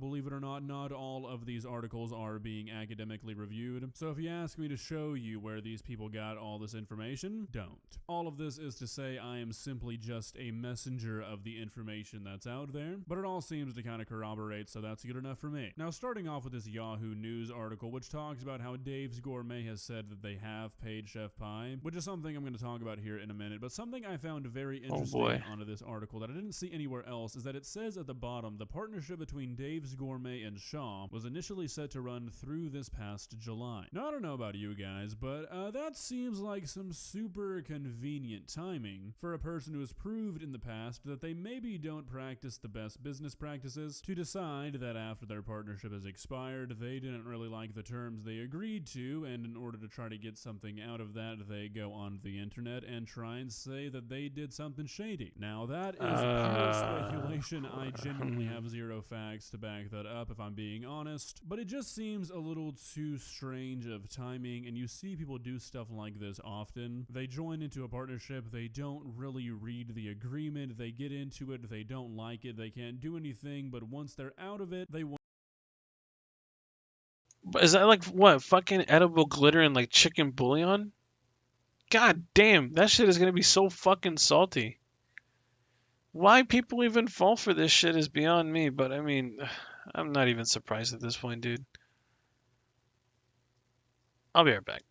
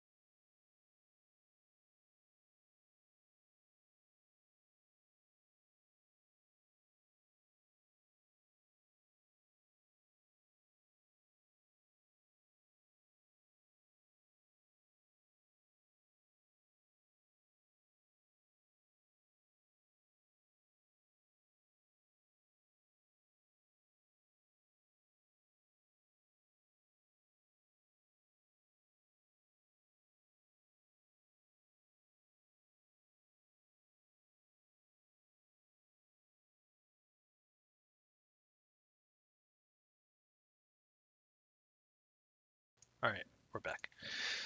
So yeah, going back to this, like, what is this shit, dude? So what? From pink sauce to what? Pink dust. And I bet you all it's gonna be is like edible glitter, pink edible glitter, and like chicken bouillon, like fucking Nor's chicken bouillon mixed together. And that's it. Like, dude, it's not gonna be anything special. It's not gonna be anything crazy or new or innovative. But people are gonna buy it because they're like, oh my god, it turns my food pink. Huh. Like I said, you really want that pink sauce badly? Just go and get some Pepto-Bismol. You'll be fine. God. Want some revenge. Now, is this what's going on? Who knows? But I think it's possible because Dave's Gourmet does not seem to agree that this is how everything went down. They released a statement that says, Dave's Gourmet has adhered to the terms of the agreement with Miss Shaw. We disagree with Miss Shaw's allegations. Dave's Gourmet has paid Chef Pie over $120,000 to date, and it continues to make all payments as due and on time based upon the terms of the contract. We've offered to reimburse Miss Shaw for her lawyer's time to go over the terms of the agreement and how it relates to the payments that were made to Miss Shaw. She's indicated that she's open to an amicable resolution of the dispute and the parties are in discussions. Now, to me, it sounds like a few possible things might be going on here. When it comes to any kind of business, unless the owner is just genuinely an idiot, doing something like this is absolutely insane. I find it very hard to believe that an established business would decide to just stop paying royalties to a person because they didn't want to. So me personally, just in my opinion, I don't think that Dave's Gourmet has just decided to stop paying Chef Pie for no reason. I think there's one of like 2 or 3 things happening. The first of my theories, which I think is the most likely, is that in the contract there is some sort of clause for a minimum payment, saying that there has to be a minimum amount of royalties earned in a pay period for there to be anything paid out. This is very, very, very common. For example, when you make ad revenue from YouTube, every month you have to hit a certain minimum before YouTube pays you. If you don't hit that minimum in the month, it rolls over to the next until you build up to that minimum and then you get paid out. And I think that this is probably the case with what's going on here. Chef Pie is probably not getting paid any royalties because there's nothing to pay yet. She probably hasn't hit that minimum, which leads me to my next point. I don't think anybody's really buying this stuff. It's hard to make royalties if nobody's buying your product. Like I said, who the fuck wants to buy pink sauce? It would be a success because of how popular it was on TikTok, not knowing that even the biggest trends on TikTok and the internet in general really have a life expectancy of about 2 days. They did this big partnership, they got it into stores, the hype was still kind of there, and the people who wanted to still try it went and tried it. They realized it wasn't good, and now nobody wants to buy it. I've seen pink sauce in Walmart before, just once, because I've never seen it, thankfully. Will never go willingly. Oh, look, see, I told you! I fucking told you! Look, see, she's doing, like, now she's doing blue shit. Like, really? She's doing, like, blue sauce shit. Lilac. Really? Lilac sauce. It's more bullshit. It's just... what? This looks like fucking cement. And tried it, wet cement. Realized it wasn't good, and now nobody wants to buy it. I've seen that's her whole gimmick, is just getting ranch and mixing different colors in it. Like, are you that fucking stupid? Pink sauce in Walmart before, just once, because I absolutely hate Walmart and will never go willingly, but I was out of town and kind of forced to. I saw it on the shelves and it was there. A lot of it was there. I'm not kidding, there was like 80 bottles. It was fully stocked, not a single one had been taken, and it was all discounted by like 30%. Nobody wants this stuff. When you can't sell a product, you're not gonna get any royalties. So I think and the fact that, you even have people trying this shit, dude, it's fucking nasty. All it is, like, all it is just ranch with food coloring. That's it. I think that's what's likely happening here. Either that, or it's just not selling near as much as she expected. So she thinks a Burger King employee noticed me and tried. What? Who? Why? out on her, but I would try it and just like start throwing up everywhere. reality, there's just nothing to hold out on. And I mean, is anybody surprised? If I was a food distribution service, I would not touch this sauce with a 700-foot pole. Of course, there's the saying there's no such thing as bad publicity, but I would argue that if your food goes viral for being gross, poorly made, and unsafe to eat, that's an exception to that rule. Nobody wants to eat Pepto-Bismol colored diarrhea simulator. And I'm surprised that's exactly what I'm nobody at fucking saying, dude. Gourmet brought this up. As of right now, that is exactly what I fucking said. If you just want this shit, just go and get yourself a bottle of Pepto-Bismol and call it a fucking day. At least that way you won't have to deal with like the immense stomach pains you get from ingesting this shit. the GoFundMe is not doing superb. As of recording this, it's raised $1,043 out of $100,000, and majority of the donations are people just using this as a vessel to make fun of this woman. And I mean, I'm not saying she deserves it. Her kids especially don't deserve to be in this situation, but I mean, everybody saw this coming. Like, oh my god, bro, this is so good. This is so bomb. Why does it taste so good? Hey, you know what this tastes like? Ranch. Imagine if like they grabbed one of their little sauces of ranch and they're just like, hey, what if we dip this into this? And it's just like, huh? This tastes exactly the same. What the fuck?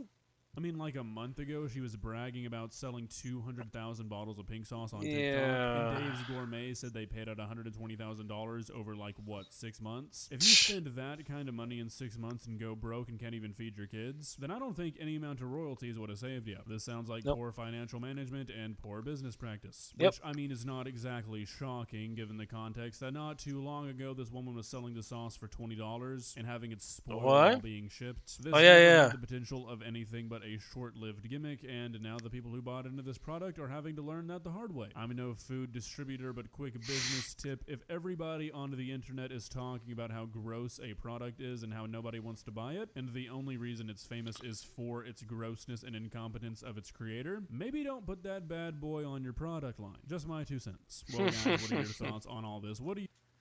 Man, I'm actually kind of curious as to, excuse me.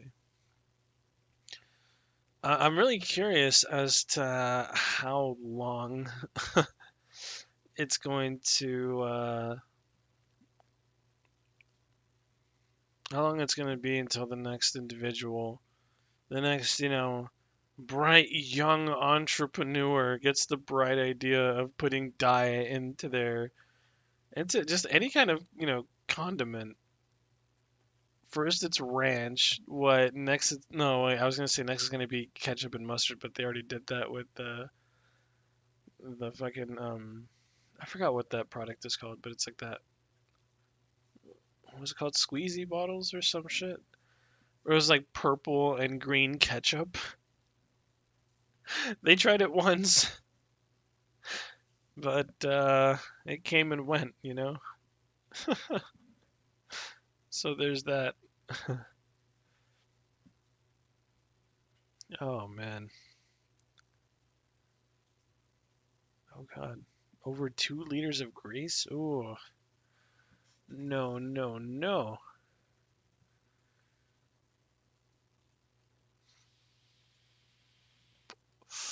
Woman ruins her marriage in 60 seconds. Oh god.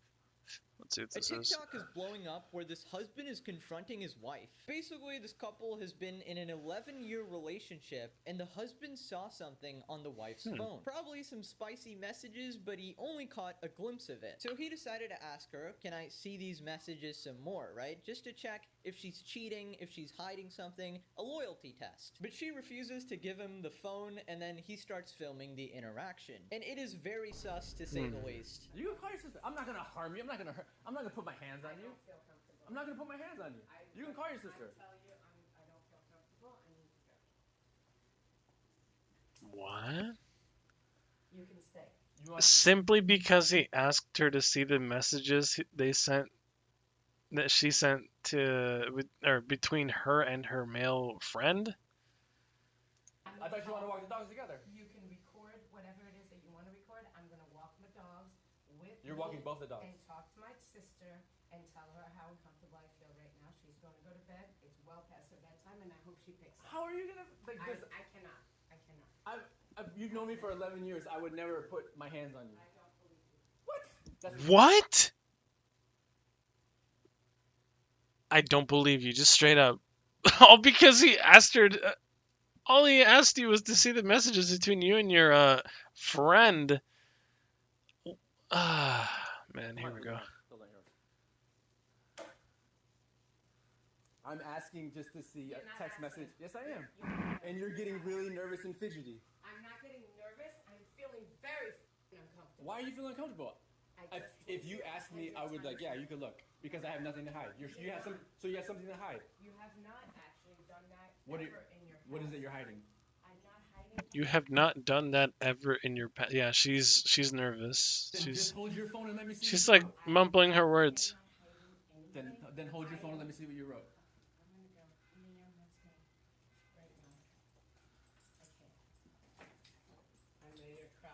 Yeah, because you're cornered. I'm cornered. Yes, because you're doing something that's wrong. That's why. If you then let me see. Hold your phone and let me see if you're not doing anything wrong. Something that's wrong in the fact that you're. Because I saw the text messages that I read. A perfectly normal reaction, by the way, to asking to see your phone. If you have nothing to hide, then show him. He even says, hold the phone in front of me and show me. He's not asking, like, he wasn't even like asking for you to hand over the phone at that point. He's just like, hold it in front of me and let me see. That you wrote was someone that's a little bit thirsty on your end. It's kind of like, yeah, on your end.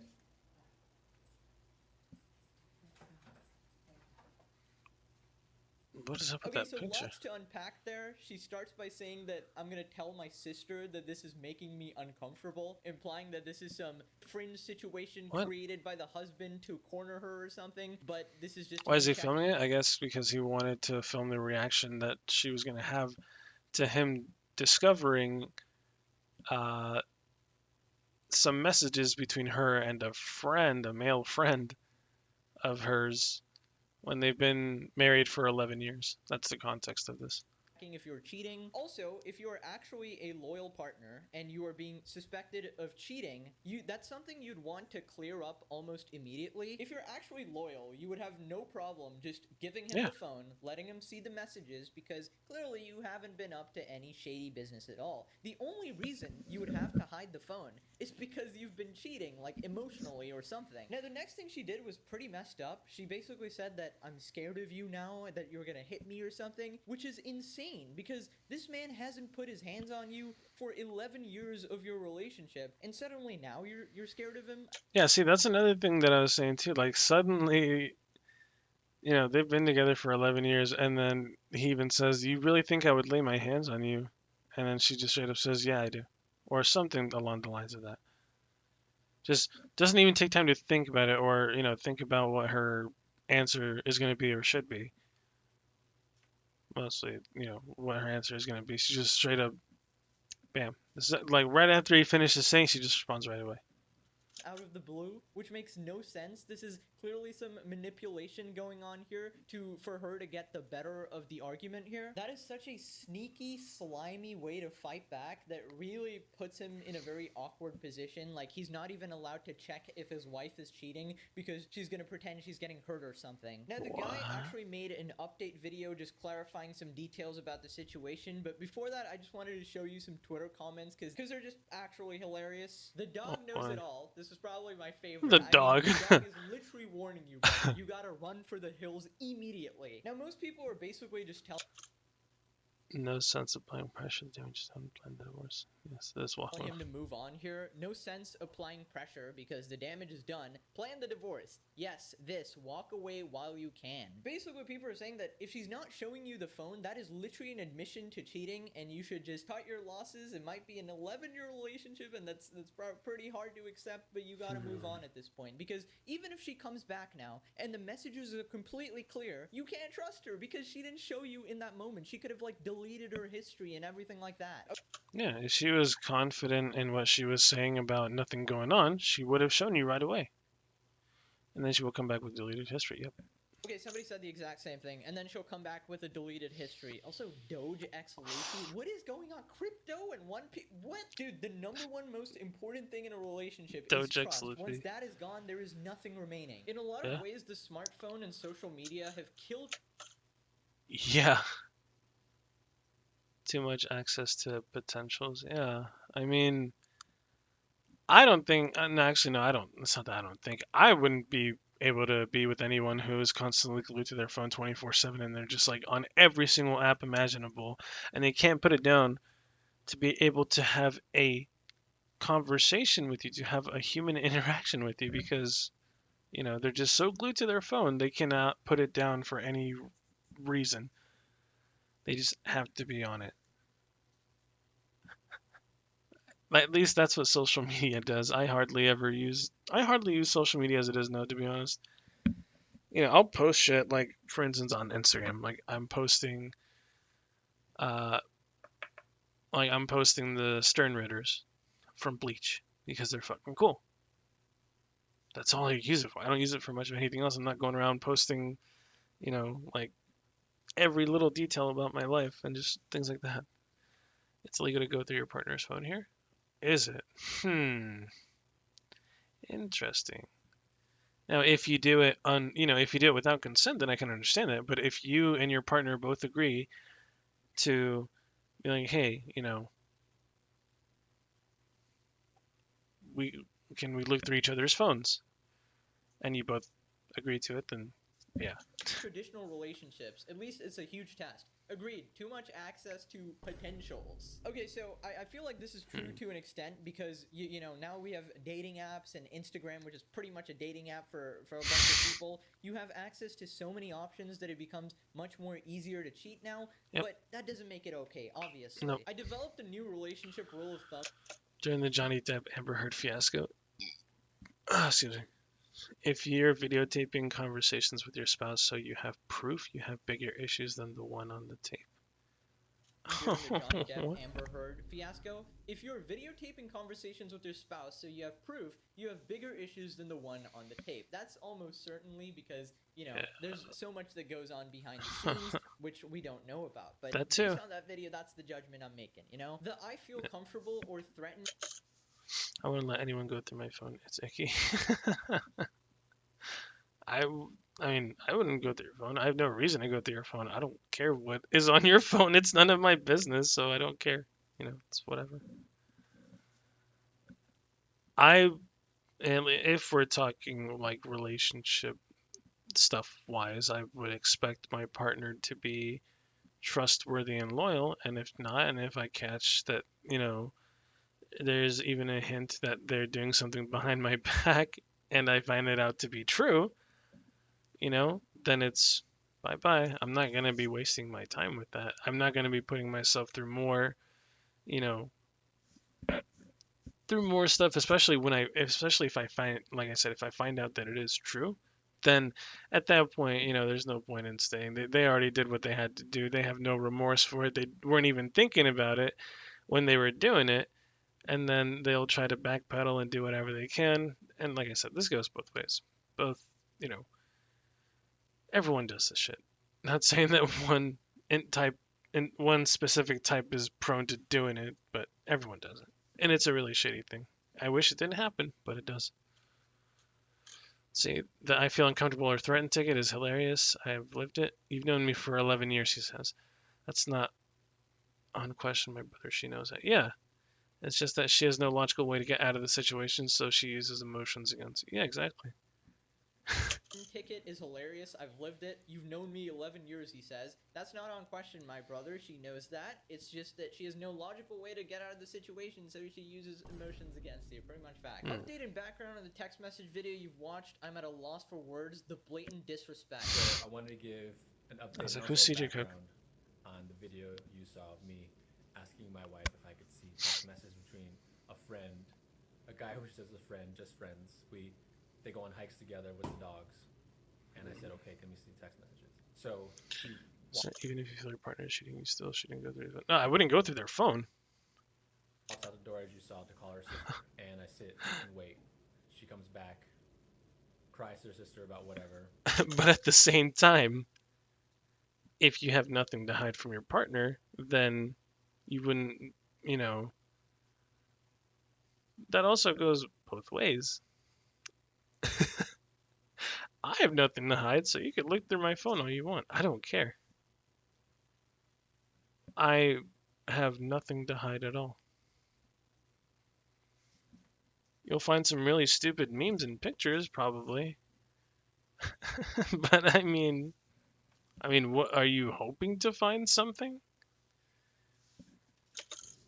Has her sister on speaker But saying, my sister. but at least we're getting some more context as to everything else, I suppose. Because still, you know, like why would you record that too? It's just weird. Her sister says, you need to leave. I just flew 5.5 hours across the country into another country to visit my wife and spend time with her, and we were supposed to go on a road trip. It's all Silent Hill memes.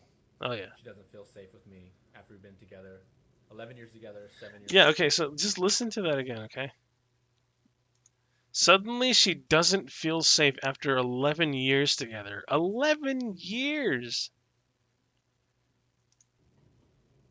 I just flew 5.5 hours across the country into another country to visit my wife and spend time with her, and we were supposed to go on a road trip. And now she doesn't feel safe with me after we've been together 11 years together, 7 years married. Asking a simple question, can I see the text message between this friend of yours? No longer feels safe around me when I've never, ever hit her, raised a hand to her, grabbed her, anything ever in our normal response, by the way. Country, I don't know anyone. I don't have any friends. And she says, go back. I'm completely crushed. She tells him to go back? That is That's fucked up. Wild. Okay, her sister is as delusional and cringe as her. I don't know if she's just listening to whatever the wife is just feeding her or something. This dude flew across the globe to meet his wife, and now he's getting kicked out of the house, dude. 11 years gone down the drain. I feel so bad for this guy. There is legitimately no excuse for this, because if the wife wasn't cheating, all you had to do was explain to him. If this was some sort of elaborate troll to test his trust or something, congrats, you've completely ruined your marriage. But I'm suspecting it's not, because if you're going as far as to kick your husband out of the house who traveled across the globe to meet you, then you're clearly hiding something, and you're scared that you got caught cheating. So the top comment over here is, going on hikes together is the first red flag. So people are pointing out that, you know, it's okay to have a male friend, obviously, and you're allowed to interact with other people in the world, but having like intimate long walks with people alone in the mountains, you know, possibly even okay if you're like really best friends or whatever, but they really need to be purely platonic, and the husband probably needs to be good friends with this guy as well for that to be allowed. So people are just pointing out that, yeah, that sounds pretty sus. File for divorce, block her from calling, texting, and all social media, never let her see you again, and never look back. That's the best revenge. I agree. I don't know, man. I'm married. The only guy friends I have are my husband's friends, and we are only together in group settings. Okay, that you don't have to go that extreme. Yeah, but, that's... you know, if you want to do that for your husband, that's fine. Anyways, click this video where your wife hooks up with... That'd be Michael Jackson in Street Fighter 6. What? MJ's in Street Fighter 6? The fuck? Oh god, no. World's most notorious furries. Oh god. Furries?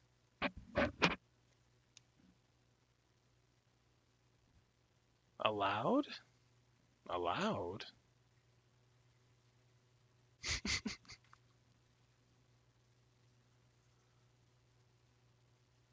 Sangria. Do. 40. What? A micro apartment? What is this? Nobody knows that just down this alley is a Japanese micro apartment that only measures 90 square feet. Wow, I've heard of small, but this is really small. And I'm gonna be living here for the next 24 hours. To see if renting something like this in my home country is a good idea, if it's not illegal. In typical Japanese fashion, it comes with room shoes, A tiny little micro kitchen, and a full bathroom with its own set of room shoes. Plus you can take a bath if you really want to. the washer is bigger than the fridge and the microwave. And it's in the best part of Osaka, Japan, right by all the arcades, all the shops, all the restaurants. I mean, it's small. It's... Yeah, technically it's too small for these, but it seems bigger than those terrible rooms for rent with the toilet down the hall. This place seems bigger than my college dorm room too. I would totally stay someplace like this. And if I were single, I would live in an apartment like this. And $40? What? More to do in every square inch of this place than any other major city in America, where I'm from. But I feel like we're in New York's East Village, especially with all the graffiti. Spins. Got some pretty sweet trucker hats. Fantastic logo for a surf shop. Then we got the bags and the light club. You're probably not supposed to tell people what great sales they have because it looks like a clothing store. This looks like an upgrade. Oh, dude, that's pretty sweet. Nihongo hanasemasu. Thank you.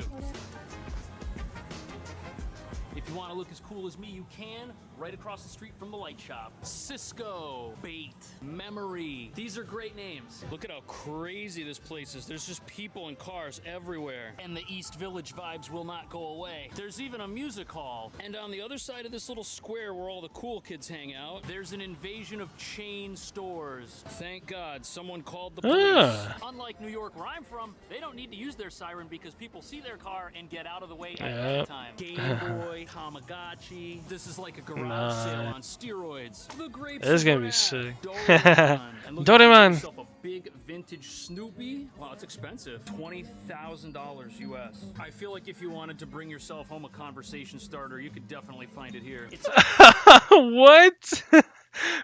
You could buy a fat Ultraman that's flipping you off. Dude. That is awesome. That is fucking great. It's just a small little thing, but I love it. Wow. I'm gonna. Oh man, if I manage to find this item at this shop, if they even still have these around, I'm not sure. I mean, I don't know if they restock these or not. But if they have that, I'm gonna buy it. That's fucking great. You could definitely find it here. It's also extremely narrow in here. I can't turn around. Oh, look at all the cool action figures. And then they have Gundam. a wall of vintage cameras. This is like all stuff that was found somewhere. Typewriter. And of course, Vegeta. The Americans are obsessed with. Is anyone gonna buy this one? And that is What? I mean, that's fair. stuff we All right, so what do we got? We got Android 16. Don't know what that is. Looks like Gogeta in the background right there. We got Perfect Cell. I think that's I forgot his name. Frieza. What? Is that General Tao? Or Mercenary Tao? Majin Buu, and then I think this is like, no, this is Grade 8 Vegeta, it looks like. Americans Kid Buu, Vegeta, Piccolo, Goku, Cell's first form. are obsessed with. Is anyone gonna? Yeah, Dodoria. Is anybody gonna buy Dodoria? Oh, nice. We got Super Buu, Majin Buu, little baby Frieza. I was like, is that fucking Krillin? Golden Piccolo. And then Cell, second form. Dodoria. And then we got Deborah. Looks like Supreme Kai, I think. I think that's hair. Looks like Android 8. I think that's Gogeta. I think that's Gogeta again. Gonna buy this one. And I'm not that sure. is a 1963 Ooh, what? Ducati. 1963 Ducati. Dude, I gotta send this to my friend. Holy shit.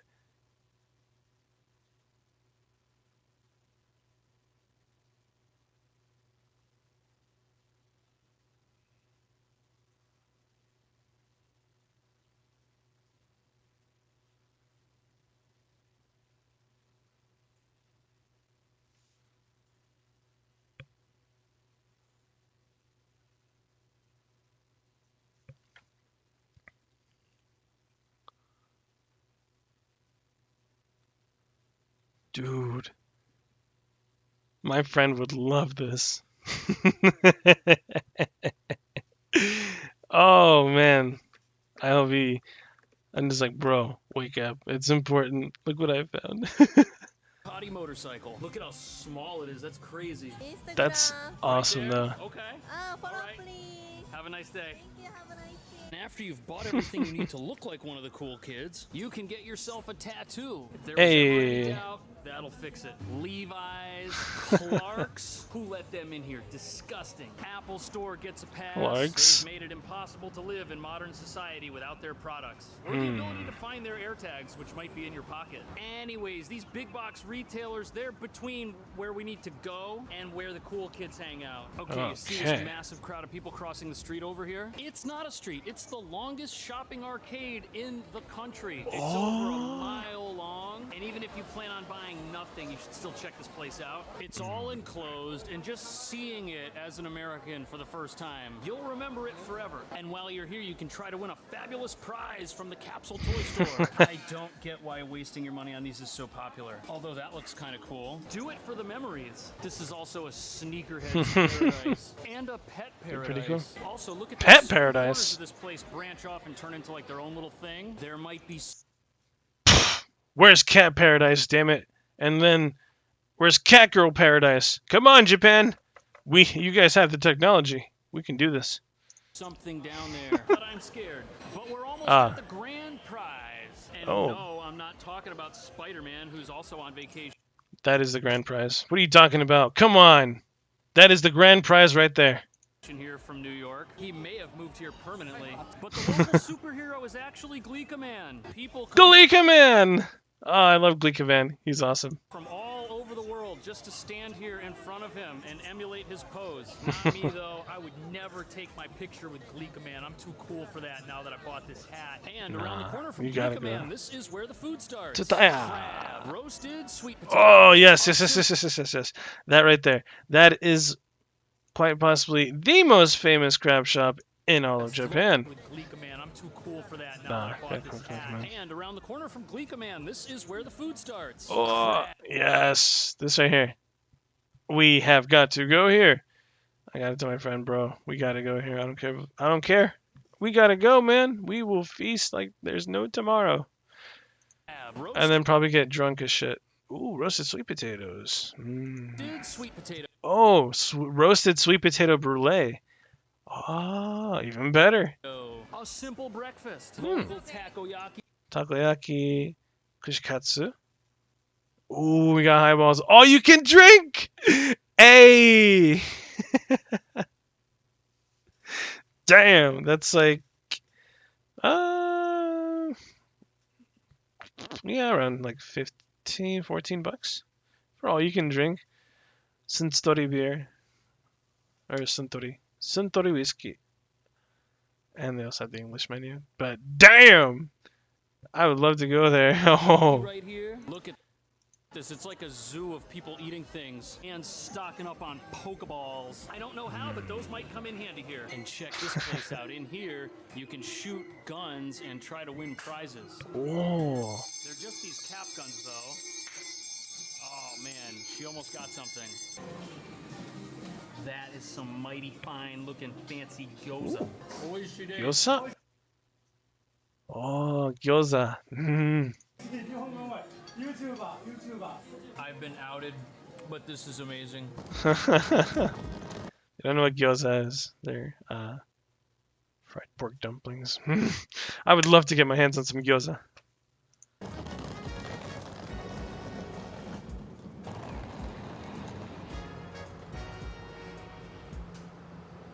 That's a pretty cool little house. It's not on a street either. It's on like a little alleyway. And across the street, I'm guessing these are bars or something. And there's a little bakery. Like right across the street, dude. That's so cool. You got bars and you got a little bakery like right in front of you. What more could you want?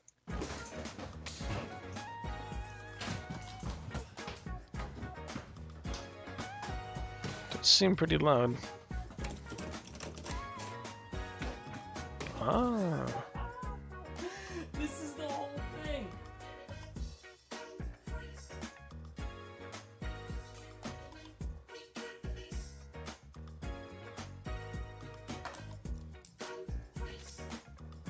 Nice. All of these places want you to register with them, give them your information after you check in. No smoking, no shoes. Be quiet. Okay, let's see. What are the rules? Okay, so no smoking in the apartment nor in the room. Take your shoes off in the room. Please be quiet after 10 p.m. No pets.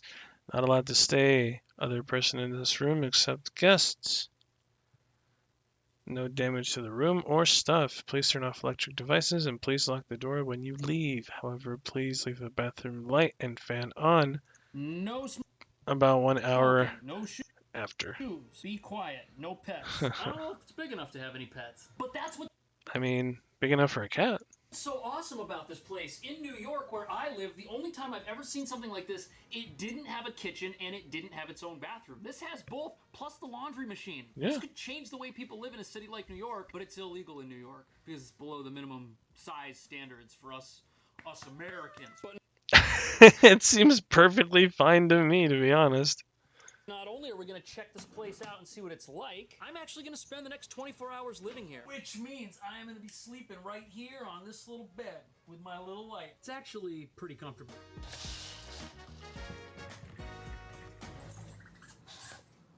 Oh, cool. This window faces the little alleyway. I think so. Believe it or not, this place is a corner unit because we've got 2 windows. Nice.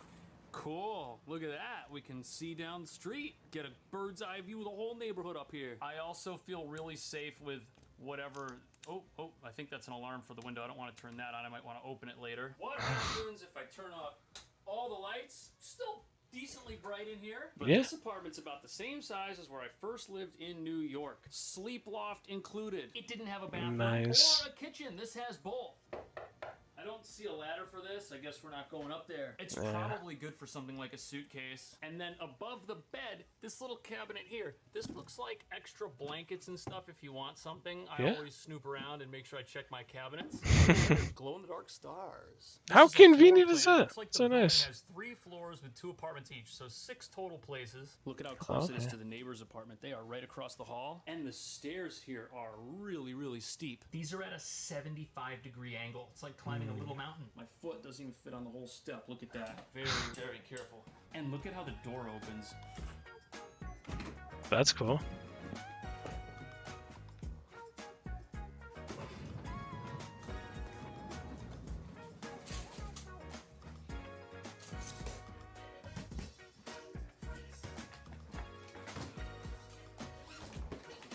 Pretty damn convenient, to be honest. I think I'm going to put this right here on the door. Tiny place, but between that door handle and that right there, there's room for everything. Next to the door, we got a full-length mirror. Look at the little tape they put on the light switches. Each one tells a different story. And it also comes with umbrellas.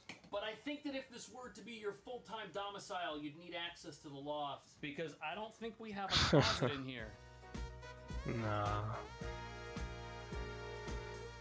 I Pretty don't nice. know if this place actually needs a TV. Look at that. Extra room shoes, Q-tips. Is this a first aid kit? I think every piece of furniture we find in here is going to have some dual purpose to it. But you know, I don't watch a lot of TV.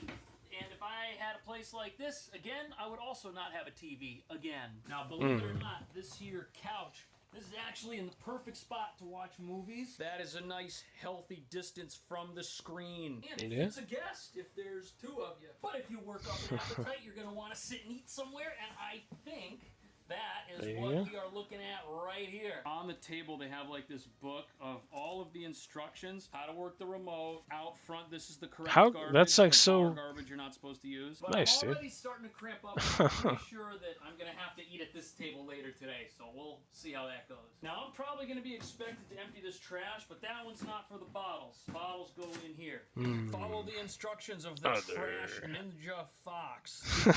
It's the garbage that you put in the wrong can.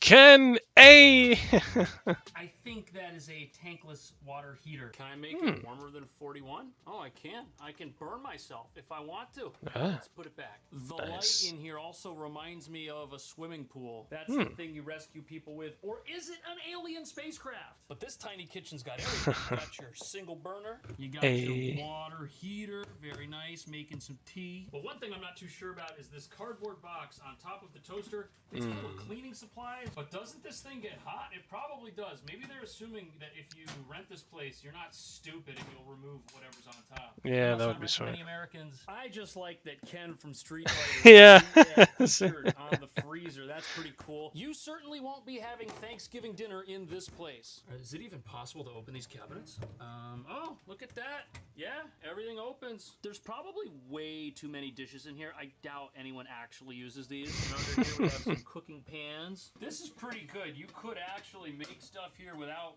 too much of a hassle. Yeah. Everything's easy to reach. The sink is also extremely large. That's nice to see. I'm guessing that these are old water lines that are no longer in use. Oh, water pressure's pretty good. And listen, this thing turns on. I also enjoy the DIY nature of a lot of the piping and stuff. These must be my facial cloth and my bath towel. It looks like a full-size towel. But you're probably wondering where the dryer is, right? I don't see one either, do you? In Japan, nobody has a dryer. They just air dry their clothes. The freeze frame. They sell them in this country. People hang their clothes. Yep. I will attempt to do that later because it was 100 degrees out, and if you could smell this video, you would probably give it a thumbs down or a thumbs up. It's a good thing there's a powerful AC in here. That's definitely keeping the room the right temperature. We've got ourselves a hair dryer, and then this cute little bugger right here. This is actually you like that. Nice. I believe that's a shower.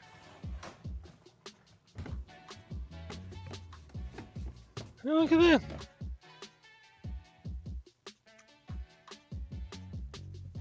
That is so cool. It's a well-outfitted bathroom. And if you notice, I changed into the toilet room shoes. That's right, no matter how tiny your apartment is, there's no excuse to live like a slob. You know, the door closes when you're sitting on the seat of achievement. To open it, you push it out. If this were to come in, it would definitely smack you in the knees, but this was designed by people who were smart. Look at the... That's so cool, dude. That's quite interesting. Meow.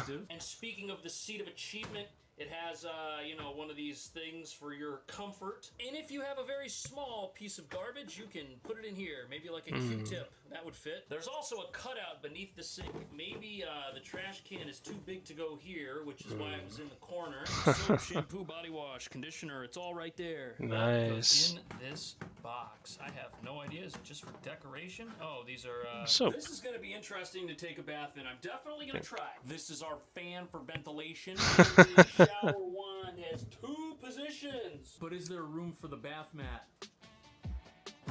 Pretty sure. Yeah. See? That's so cool. That's the fan. What is this dome for? It's not a light. There's no air coming out of it. It's just like in there for some for reason. your Maybe face. that's to like access water pipes that might be in the ceiling. Now, if you're exhausted, Either that or it's you know, beam me up, Scotty.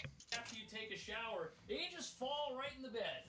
Now, it's a pretty good bed. It's not a twin, which I saw in another tiny apartment that was actually less tiny than this one. This is a full, which is great. And look, you can see your kitchen, so if you're hungry at night, you'll know where the food is. And I'm very happy I don't have to climb a ladder to go up. That would have been awkward. It would have made more space, but I don't like ladders when I'm tired at nighttime. Anyways, now that we think we know what this place is like and how it works, I'm going to make myself at home and let you know what goes wrong. Something's probably going to go wrong. Yeah, they seem safe at night.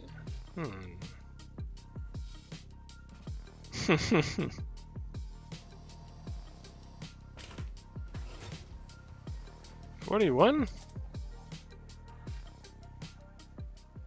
I didn't get any sleep. I got about 5 hours, and that's for 2 reasons. The bar across the street, let's just say it's open when you might want to be sleeping, which is probably fine for most of the people who rent a place like this, but for me, if you grew up playing Final Fantasy VII, you will absolutely love the view out of these windows. No wonder this place was so hard to find. Everybody wants it. But the other problem this causes is that even after you turn off the lights to go to sleep, there's still light coming in the windows. It's a bright apartment during the day and at night. Look at this. Lots of light during the day. Although I will say it did look pretty cool, like almost something. This place was also $40 a night, so I shouldn't be complaining. Also, 40 there's a not night? necessarily enough outlets here. Plugging things in, you have to get a little creative, but it is possible. But eating was kind of tricky. We've only got the one table, and there's no chair. So you're sitting on the floor, which is normal in Japan, but not normal where I'm from, so it kind of hurt my back. I was also able to find food at the bakery across the street, which was actually pretty good. There is a McDonald's, which I skipped, so that I could go to 7-Eleven and get something healthier. Can you believe that? This is like a bizarro world. The other convenient thing about the table is you can easily reach where the napkins are. The windowsill makes a nice end table for your stuff, and the laundry was pretty easy to do. You just open the machine, throw everything in, but I did have to use a translator to figure out what everything meant. But remember, there's no dryer, so you're gonna have to hang your stuff. Also, the clothes are all dry. That's fantastic. And now we know why the loft is still here. It's for hanging your stuff. You could probably install a metal bar along the base of it, like right here. Then you could hang everything. The only other issue comes from really having no chairs in here. When I tried to sit and do work on the bed, it wasn't super comfortable, so I kind of had to use the pillow as a makeshift desk, but I was able to get by. And this is definitely a fun place, and I think apartments like this are probably what a place like New York City should legally allow, because if they did, Yeah, dude, that's actually really cool, not gonna lie. Really, really cool.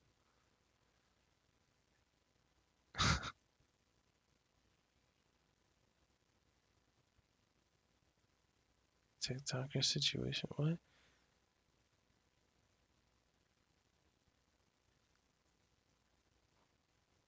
What? Speaks out after falling 80 feet onto a bed of scorching lava rocks while out hiking in Hawaii. Oh, hold on. Let's see what this It really is. does amaze me time and time again how social media apps can be just complete and utter mind poison. By now, really, I should have some kind of wheel in the background that spins, and it depends what kind of topic I'm going to talk about. Twitter bad, YouTube bad, TikTok bad. Oh, what does the wheel say? Oh my god, it says TikTok. I'm going to make another video saying TikTok's bad. I don't know if you could edit in like a spinning wheel or something. That'd be kind of funny. Now, funnily enough, with this situation, it isn't actually the TikToker that's the bad guy, but more kind of the audience and the way that they bizarrely reacted to a TikToker that was in serious critical condition. The creator I'm talking about today is Caleb Coffee. He has around 10 to 11 million followers. So God damn. It is pretty much peak normie content. Apparently, he was a member of the Coffee Crew on TikTok, which is like that. It's like I know what the fuck that is. Called it the Sliced Bread Podcast or something. It's not the most. The Sliced Bread Podcast. I don't know, like.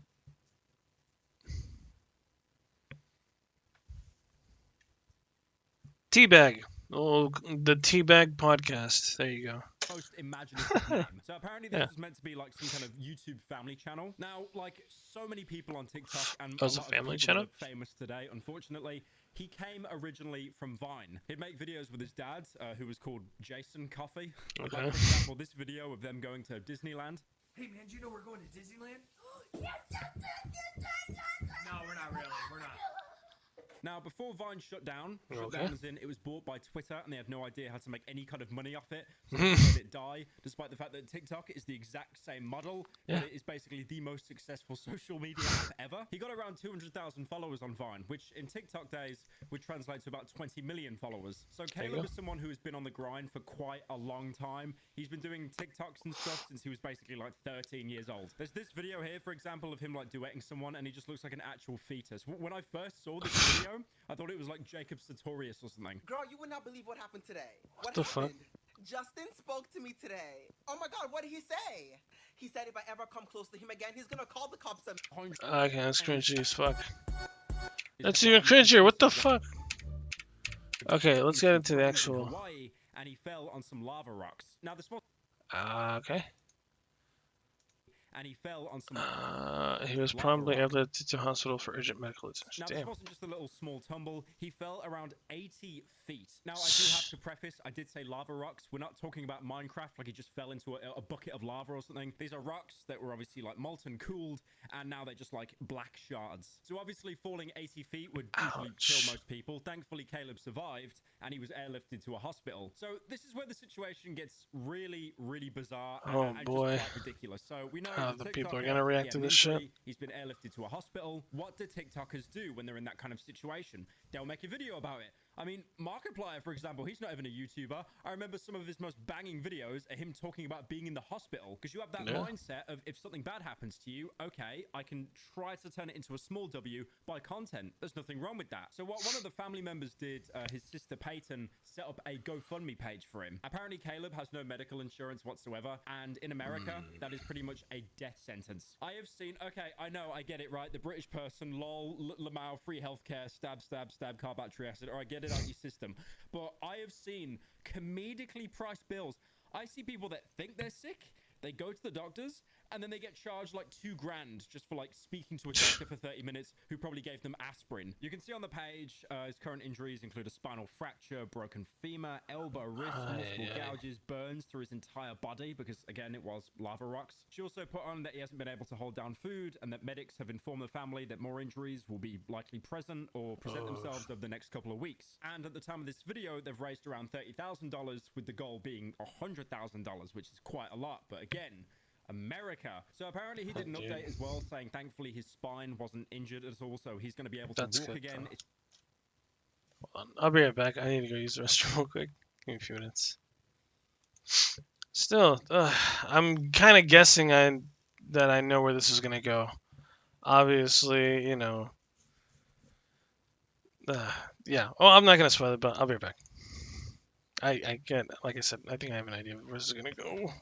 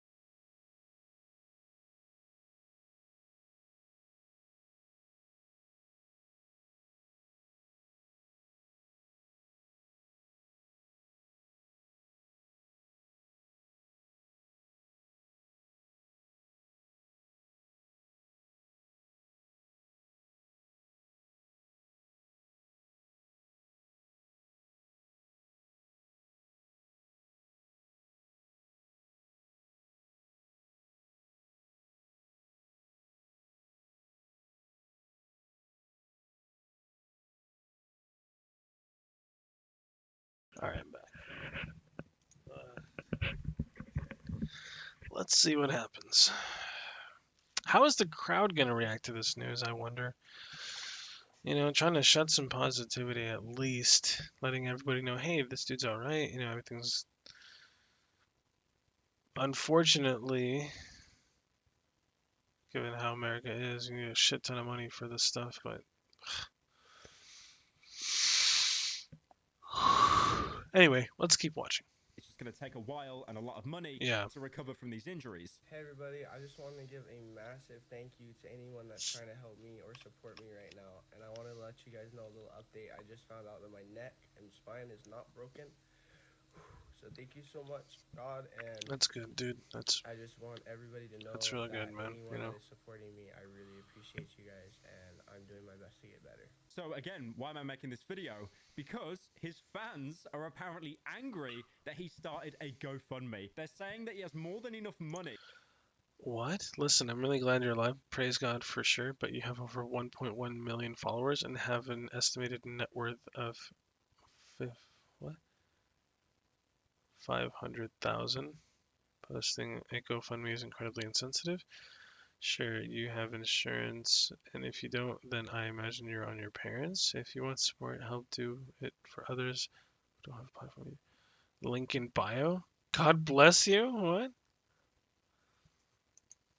To pay for his own treatment, and because he appears in ads or does like brand deals, apparently he's now not allowed to do a GoFundMe. That is the most ridiculous thing I've ever heard in my entire life. Okay, I get it, right? Someone like Elon Musk or Jeff Bezos, they do a GoFundMe. You'd probably laugh at them because they're literal billionaires. And I'm not saying that the Caleb Coffey family isn't minted. From what I've seen, they've got a very big house. They've probably got a lot of money. But again, I don't understand why that excludes them from being able to have a GoFundMe to help with the injuries, because if the bills go over to $100,000, then I think that's fair enough. The thing is, people are just blindly hating. They're not even like being skeptical, saying, well, you don't need that much money and you'll probably pocket the rest yourself. To be fair, there have been situations like that. Like, for example, in the UK during lockdown, we had a guy called Sir Tom Moore, and he was basically an old guy that just walked around on his Zimmer frame raising money for our NHS, the National Health Service. And this guy raised like £38 million for charities or something, which is great. But then you kind of realize that the surviving family members maybe were using that money themselves, like for example the time in their house that they got a home spa which they miraculously paid for, and then the council found out and wanted the building to be raised. There are examples of people raising money and then kind of just pocketing it themselves. I totally understand that. Like, whoever wrote this article isn't even trying to hide their contempt. Writing on GoFundMe, Jason. Okay, I'm actually more interested in this now. What is this? The disturbing world of killer e-girls. What? What began as an aesthetic created by female Tumblr Oh god, the forgotten creeps of YouTube. an entire industry, the e-girl space. When gamers kill esport murders. Now we gotta watch this one next. So there's the disturbing world of killer e-girls, and then there's also the esport murderers. Oh god, this is just getting juicy. Consisting of YouTubers, Twitch streamers, TikTokers, and more. Then you're gonna love this video. Let's go. In what I like to call the e-girl industrial complex. Oh god. Respective channels and platforms said to be a safe space where people can engage with others online, which makes. Okay, I'm gonna pause this just because like the whole, I don't know why this image specifically kind of reminded me of something. Oh, you've seen it already? Aw, damn. I haven't. But you've heard of the thing called TikTok NPCs? That shit is just so fucking weird. Said to be a safe space like, my god. Engage with others online, which makes it all the more shocking. Are you gonna be a killer e-girl, Annie? Or Anna, sorry. From a cosplay content creator killing her fiance, to an OnlyFans model accused of murder, to a deranged YouTuber turned attempted mass shooter. What? Are the criminally accused e-girls? Oh boy. Today's video is sponsored by yes, also yes. Okay, I'll be sure to look out for you then. From videos back in 2020. Yeah, your boy was losing hair and losing it fast. Oh no, Wavy, why would you lose your hair? Thankfully you have some good product placement right there. So when I was 18, almost 19, I followed all of these like OG Instagram models, and first of all, I just had girl crushes on them. Like, I followed them just to follow them because I thought they were pretty. And after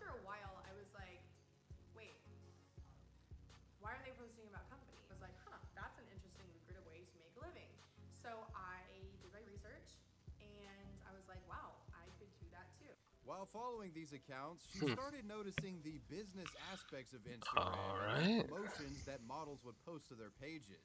Seeing this as a compelling method of making money compared to traditional means, she decides to go for it and makes her own modeling page on Instagram. Courtney delved into the modeling world of Instagram at the age of 18 and found immediate success on the platform. After posting for just a handful of months, she gained over 30,000 followers. 30,000? Jesus, just like that? Man. I should have been on Instagram when it was starting to blow up too. I would have been posting, you know, like seductive pics as well. I would have been showing some ass cheek, you know. No.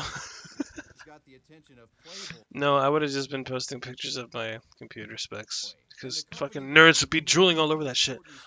They'd be looking at my specs, be like, "Excuse me? Is that an MSI 1050 video card I see?" I'm like, yes. Yes, it is. And then I show them my upgrade. My 3060 RTX, and they're like, "Excuse me? You went from a 1050 to a 3060? Excuse me? What is this? I can't believe this. Oh, lordy, and you didn't even... Oh, and what kind of core are you using, sir?" No. On Instagram. With her Instagram metrics rising, she God, decides I was to like making the sides of my mouth. career and moves to Los Angeles. And the move apparently Oh, paid no. off, with Courtney being featured in a high-profile G-Eazy music video not long after. What? Her popularity on the platform continued to snowball, brand promotional deals came in, and she was making some good money. Courtney would eventually extend her modeling prospects over to the newly burgeoning site of OnlyFans, and it's there where she made the big bucks, leveraging her nearly 2 million... I mean, people will pay for titty. So I can understand that, you know? Once you start showing boob, trust me, people are going to want more. Followers on Instagram, Courtney managed to rake in $1.8 million God in 2021 damn. from her OnlyFans content. Needless to say, the woman was in the midst of an incredibly successful career. But unfortunately, what we find is that while Courtney's status as an influencer rose, so did her instability. Which brings us to her boyfriend, Christian. In November of 2020, Courtney began a relationship with a man named Christian Toby Obumseli. Christian was said to have been an amateur day trader of cryptocurrency and stocks. While their relationship would begin amicably, things start falling apart in the long run. In July of 2021... Okay, evidence of Courtney... How the fuck you say it? Lenny! And Christian Obumseli's tumultuous... I don't know. The fuck kind of word is that? Tumultuous relationship. According to August 2022 arrest warrant affidavit. Sorry. Clenny was previously arrested in Las Vegas in July 2021 on suspicion of domestic battery against Obumseli during an argument at the Sorry, I want to yawn. Ugh. At the Cosmopolitan. I was gonna say at the. I don't know what the fuck I was gonna say there. At the Cosmopolitan Hotel, she was booked in a Clark County Detention Center and admitted to throwing a glass in the direction of his head and having thrown objects at him before, per Las Vegas Metropolitan Police records. But the Clark County DA dropped the case the following month. Incidents of violence between the pair began escalating, with Clenny throwing and or using weapons on various occasions, the affidavit states. According to investigators, one Palacio Security and other staff documented numerous complaints from fellow tenants as far as 2 floors above the couple's unit. There had been so many incidents of arguing that management was moving toward legal action to evict the pair. Damn! Imagine getting legal action involved because you just can't stop arguing. What? That is just crazy. Clenny was Damn. arrested on suspicion of domestic battery against Christian in Las Vegas, Nevada. Apparently, the two had gotten in an altercation, resulting in Courtney throwing various objects at him, including glass. The investigation showed that you threw a glass at him, and that in these state is considered a battery. You guys are in a relationship. She threw a glass at you. The glass is there. She admitted throwing the glass. When that happens, I have to make an arrest. I can't tell the judge. Let me finish. Let me finish. The state takes over. Okay? I'm going to explain you how it works so you can get her out. Okay? However, the district attorney would Oh, drop boy. these charges the following month. All Despite right. the concerning quarrel, the two stuck together and actually moved to Miami, Florida. And it's here where more problems. Okay, so they went from one GTA server to another. Yeah, let's go to Las Vegas, Nevada, and move there, or Los Angeles, or wherever the fuck. I don't even fucking remember. Las Vegas, Los Angeles, whatever. They both have Los in it, and these guys are lost. It seems like, or they were lost. But then they're like, hey, you know what? Let's pack everything and let's just go. Let's go fucking drop, baby. Let's go drop over in Loot Lake in fucking Florida, Daytona, Florida, or whatever the fuck. Why? Why Florida? Would emerge. In Miami, Florida, Courtney and Christian Miami, whatever the fuck. Residences, a luxury apartment building in the city. Oh boy. The OnlyFans model used her significant wealth to get one of the best views in the complex. A 3-bedroom unit on the 22nd floor with a breathtaking view of Biscayne Bay.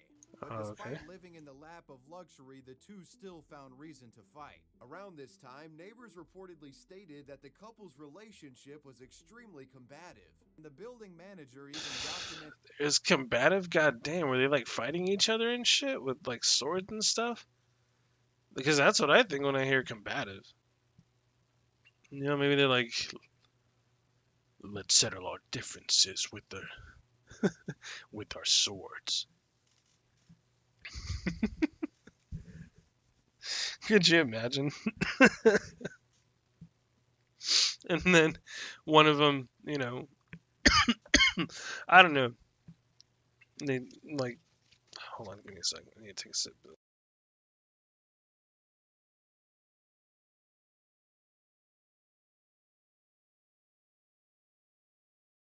But yeah, combative. I like I said, I just think of there's just they just go outside and they just start fighting, swords in hand, until one of them's about to deliver the killing blow, and they're gonna be like, "I told you, the difference between us in skill is that." What was I gonna say? The difference between us in skill is that of the space between the heavens and the earth. Something like that. What would be my weapon of choice? My weapon of choice? I would have to go with my gigantic Bowie knife, I guess. Shit. We're fighting to the death. Whoa, why am I voice crack? We're fighting to the death? Nah. No. Or I could take out my umbrella sword that I have back there. It's based off of I was gonna say Ukitake. Urahara from Bleach. multiple incidents of loud arguments coming from the room. Damn. Some neighbors even recorded footage of the two arguing. And more documented arguments between the two just kept surfacing. A fight between Courtney and Christian would be recorded on February 21st of 2022 in an elevator. She's swinging. The CCTV camera showcases Courtney slapping Christian around.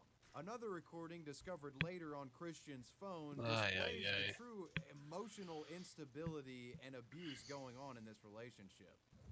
It's sort of an umbrella sword. It's not really like a sword, you know, but hold on. I'll show you.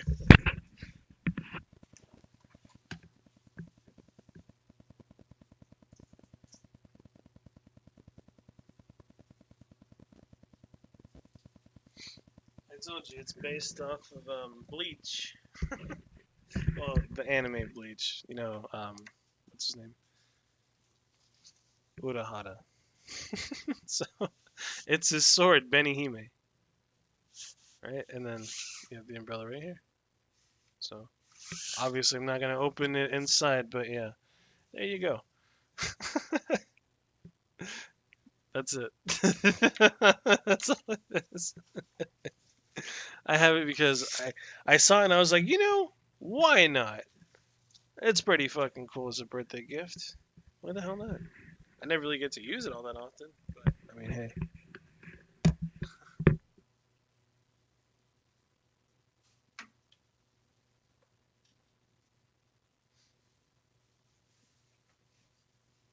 Although I will be honest, if I did see Ichigo's Bankai sword, then yeah, I would lose. Well, I mean, obviously, yeah, it's an umbrella. Of course I would lose.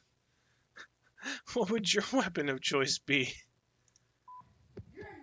Yes, thank you. Get off of me!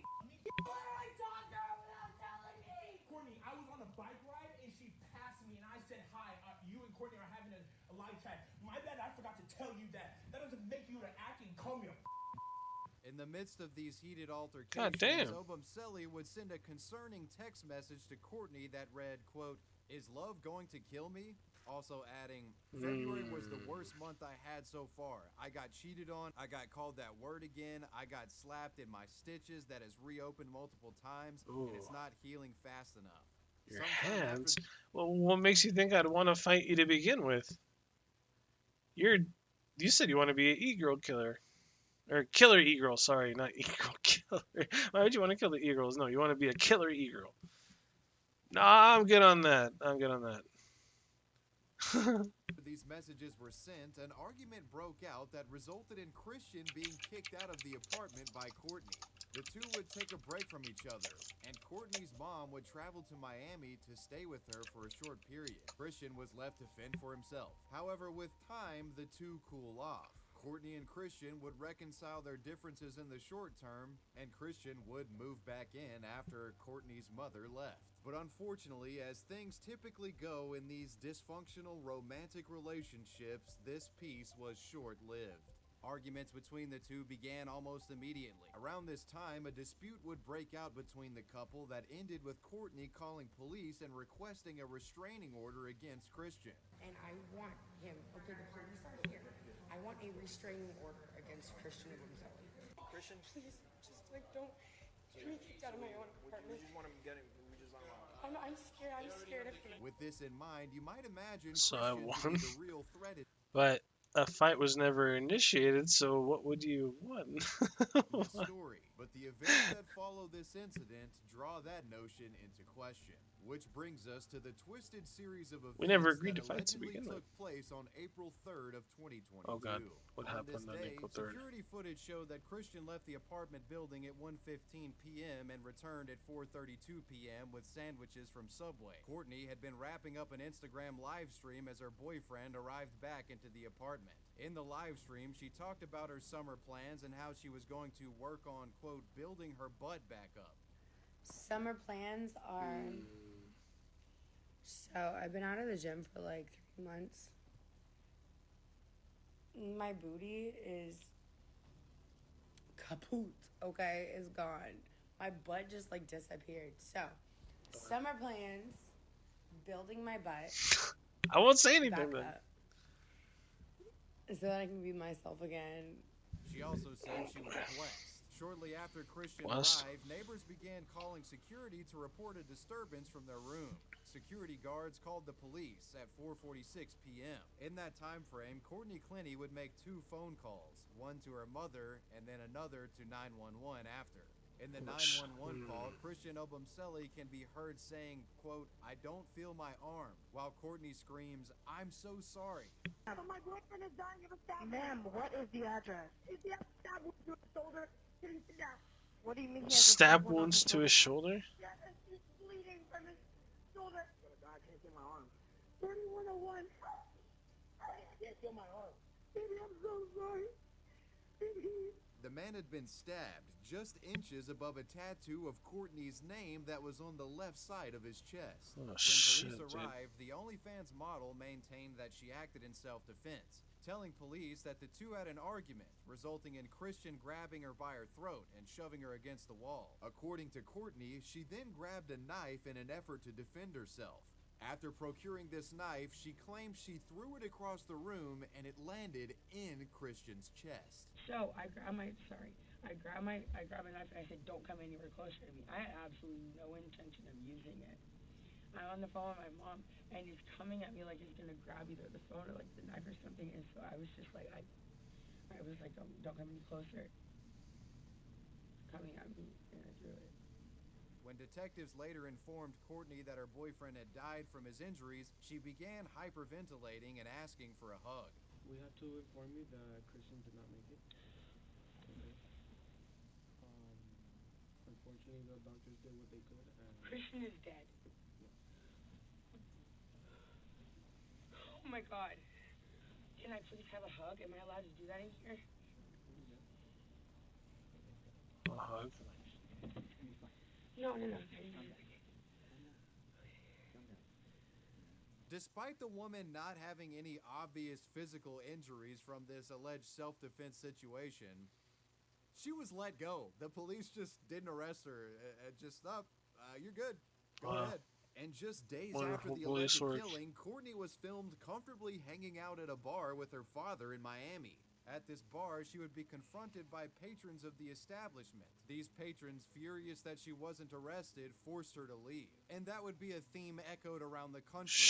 This story went viral due to the high-profile nature of Courtney being a massive OnlyFans model and everything. And also the fact that she didn't get arrested when it was pretty clear something fucky was afoot. And, investigators will call this a murder case. Christian's family was infuriated by the police releasing Courtney and claimed that what the fuck, dude? giving her special treatment because she was white. The deceased man's older brother, Jeffrey Obumseli, spoke out against the matter on Instagram and wrote, "Within 24 hours following my brother's death, the detective on the case prematurely concluded this was not a crime of violence. But the information provided is deficient, and the lack of transparency strongly suggests foul play is involved. Courtney Taylor Clinty's callous actions have not been met with an ounce of remorse. We've seen videos of Courtney kissing her dogs while covered in what we believe to be my brother's blood and casually getting drinks at a hotel bar days later while my brother lays in the morgue. Courtney is being treated differently because of her privileges as a wealthy white woman."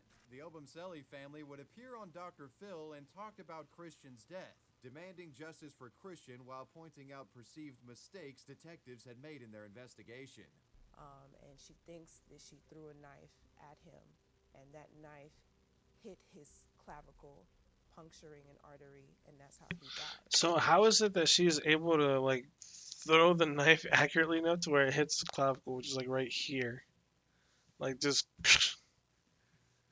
like that's got it like no, because if she did like this, then I don't know. I don't think she'd be accurate enough to hit it like in the clavicle. Maybe if she like did like an underarm kind of throw, or maybe she like threw it from the side or something. I guess maybe, but even then, no. That doesn't make sense to me. Yeah, that doesn't make any fucking sense. Knife thrower, how? See, exactly what I fucking said, dude. Like, that's got to be some serious like hardcore aiming right there. Because holy shit, I don't know if I'd be able to hit somebody directly in the fucking clavicle with, just like throwing a knife at them, especially because, I was in a panic state and I was like, don't get any closer, and then just magically hit that spot. How does someone throw a knife 10 to 20 feet away and that fatally stabs a person? Yeah, see, exactly. The heat she was facing, Courtney would hire an attorney to represent her legally. Oh boy. Said that all of the backlash she was facing was outrageous. Quote, "There is fuck off. Substantial evidence that Courtney is the victim of domestic violence." There is no doubt the two of them had a tumultuous relationship. Moreover, there is evidence that Courtney was a victim of physical, emotional, and mental abuse at the hands of Obumseli. That night was no different, and Courtney had the right to defend herself out of fear for her life. But then the medical examiner's report comes in and really draws Courtney's story into question. The examiner's report detailed that Obumseli's death was resulting from a stab wound. A stab wound caused by a forceful downward thrust that had fatally punctured an artery in Christian's chest. The examiner noting that such a stab wound couldn't come from Courtney throwing the knife as she indicated in her initial report. As a result of this discovery, on August 10th of 2022, look how red her eyes are, dude. You know how bad she was crying for that. The OnlyFans model was arrested while in Hawaii and charged with committing second-degree murder with a deadly weapon. The woman would be extradited to Florida to face trial. During Courtney's bail hearing, one of the city prosecutors indicated that she was a flight risk due to her income level. They also claimed that Courtney had been up to some financial shenanigans, apparently trying to move money around in anticipation for this trial, claiming that the woman had moved more than $1 million to her father sometime after the stabbing had occurred. With the aforementioned in mind, her bond was revoked. As of the date of me recording this video, Courtney has not yet begun trial and is only in the pre-trial phase. The OnlyFans model is facing a mountain of evidence, but will remain innocent until proven guilty. But that is the ongoing story. What do you think the verdict might be? I mean, granted, you already saw this, Anna, so I believe yeah, of course, you do have a fair say. You already saw it. What do you think? What do you think the verdict might be on her? Of Courtney Clenny, the alleged OnlyFans killer.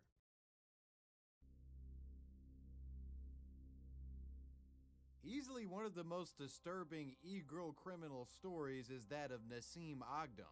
Nasim was a YouTube content creator with a deep-seated hatred for the very platform that she produced videos on. Frustrated with her lack of growth on the site, she goes to YouTube directly to enact revenge. Nasim Agdam was born April 15th of 1979. Yeah, this is the girl that went directly to YouTube headquarters with a gun, right? And threatened to kill them? Or threatened to kill people in the building? I think, if my memory serves me correct. In the country of Iran. In 1996, Nasim immigrated to the United States with her family as refugees. Once in America, Nasim would eventually move to San Diego, California. And Nasim would make headlines before her YouTube venture. At the age of 29, Nasim was featured in a San Diego Tribune article that was covering a protest held by animal rights activists. One of these activists was Nasim herself. Nasim was quoted in this article as saying, "For me, animal rights equal human rights." As years passed and the popularity of YouTube grew, Nasim saw the platform as a compelling way to get out her message and also to entertain folks with her dances and songs, which results in Nasim creating a channel featuring quite the bizarre plethora of content. She posted many videos on a multitude of subjects. Her channel showcased her performing art,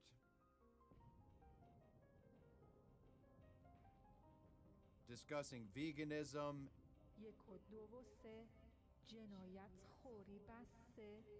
exercising, dancing,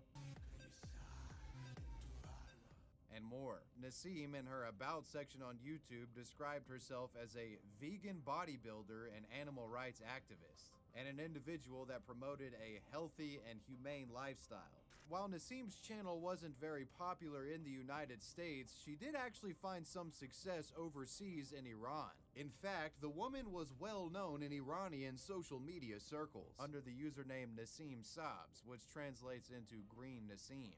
Thanks to her Iranian popularity, she garnered thousands of subscribers over numerous accounts. One of her YouTube channels had more than 11,000 subscribers and 4 million views collectively. An Instagram account created by Nasim boasted over 54,000 followers.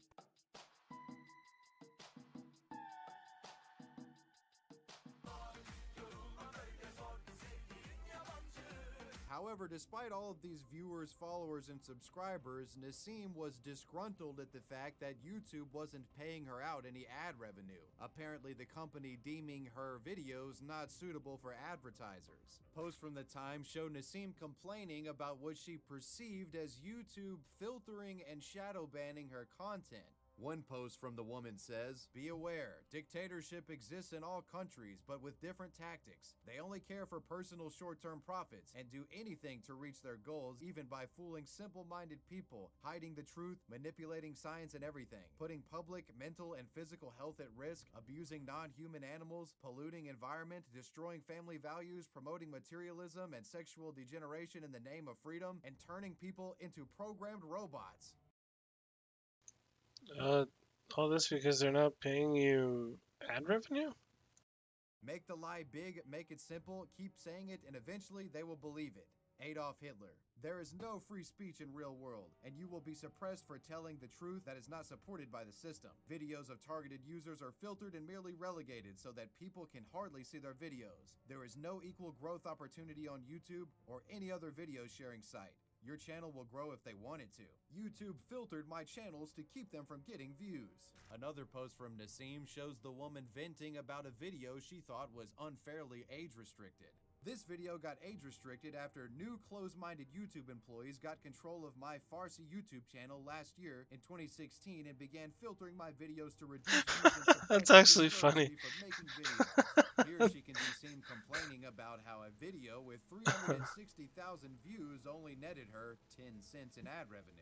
Eventually, Nassim's protest against YouTube would take shape in the real world, with Nassim actually protesting in the streets against what she saw as YouTube's secret agenda to censor the internet. Secret YouTube agenda? dictatorship, hidden policy, promotes stupidity, discrimination, and suppression of truth. Now, I'm sure many of you watching have seen a content creator or two complain about YouTube's policies. I mean, I've done it in the past I'm myself. just But confused. it doesn't take a rocket scientist here to sort of come to the conclusion that something was off with Nassim. And future videos and posts created by Nassim would help exemplify this even further. In one video where Nassim discusses her history and experience with YouTube, she reveals that she didn't like living in America. Quote, "In Iran, they kill you with an axe, but in America, they kill you with cotton." Which is essentially her referring to an Iranian expression saying that she's dying a slow death. Nassim had become so obsessed over what she thought was YouTube conspiring to censor her that her family started taking note of her disturbed nature. And it would only be a matter of time before this deranged woman took up her frustrations with YouTube directly. It all begins on April 2nd of 2018. Just looking at her, like, she has that just like... by her family after not answering. Okay, I'm sorry, but every picture that I see of her, she just has that like 1,000-yard stare, and it's just so fucking creepy, dude. I can't be the only one. Like, come on. Her phone That is for close to creepy. 2 days. Curiously, police would later find the woman in Mountain View, an area just 15 miles south of YouTube's offices in San Bruno. Hi, are you Nassim? Hey, Same so though. you were reported as missing. Yeah, as missing from San Diego? Yeah, I left my family. Okay. You don't live with them anymore? Okay. Can I just ask, if you don't mind, why you left?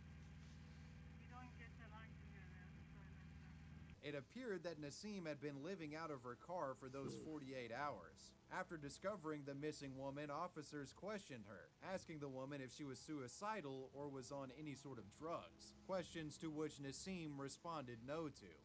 Are you taking any type of medication at all? No. Are you supposed to take medication? Okay. You don't want to hurt yourself, do you?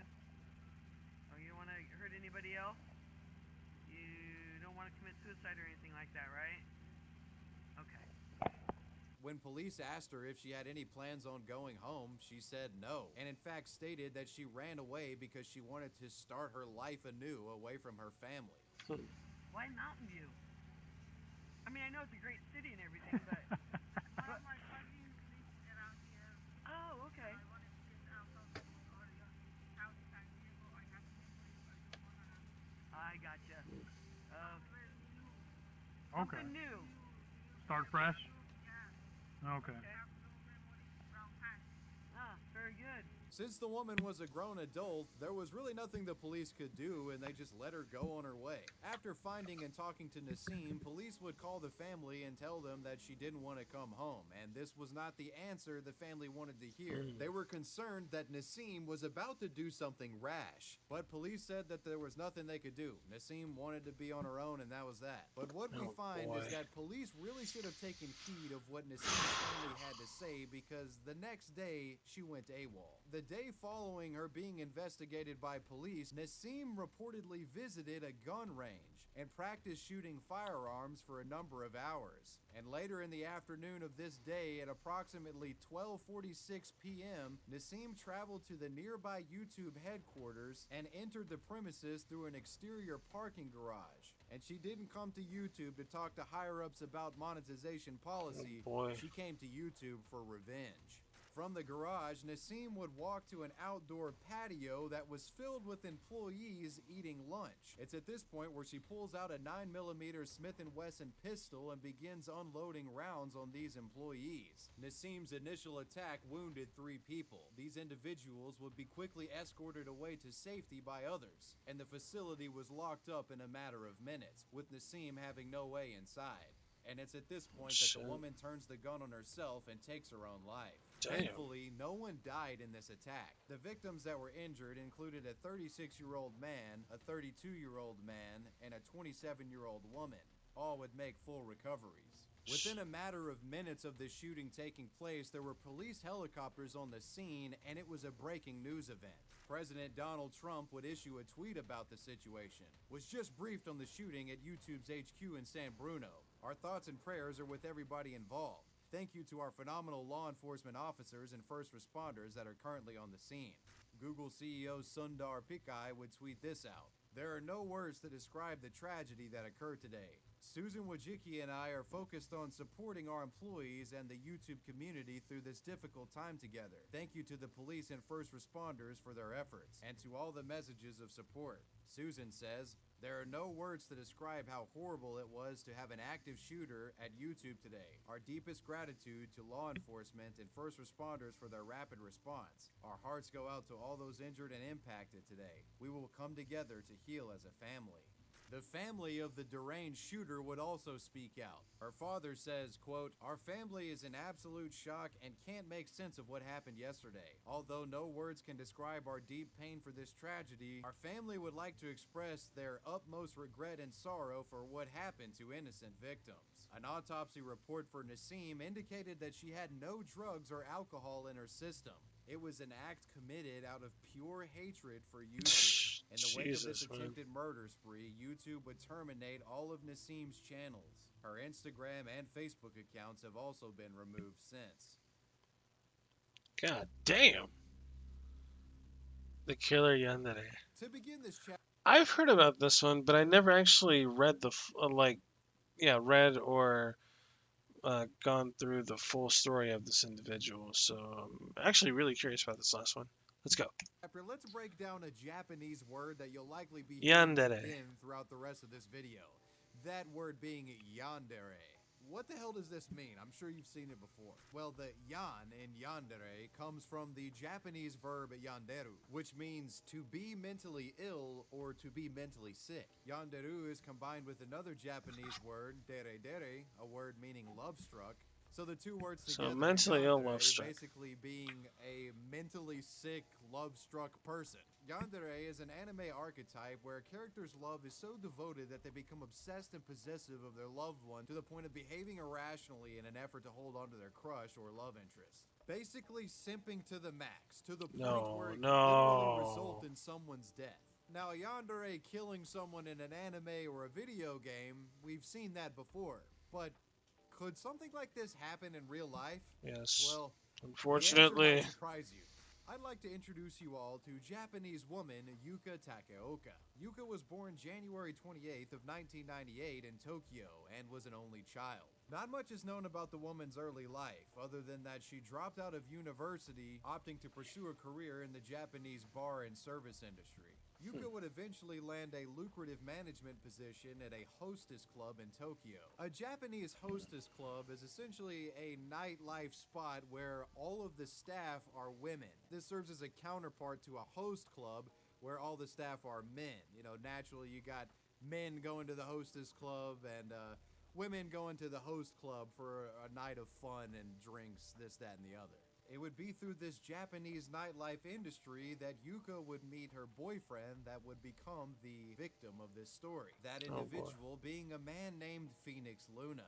Luna worked at the Fusion by Youth nightclub, which was a host club located in the red light district. Phoenix was said to have been an attractive man and was popular within the host industry, and was highly ranked amongst other hosts at various clubs. Common practice at the time was when hosts and hostess got off of work, they would all intermingle and just sort of go to a random club and hang out, and that's how Phoenix would meet Yuka. After initially meeting, Phoenix had sent Yuka messages on Twitter inviting her out for further meetups. In March of 2019, the two would go on a date to a cat cafe and watch movies together. Kitties. Yuka was said to have been enraptured by Phoenix and spent an exuberant amount of money on him. And why was she spending all this money on Phoenix? Well, what you'll find in this story is that the relationship was somewhat one-sided. Yuka liked Phoenix a lot more than Phoenix liked Yuka.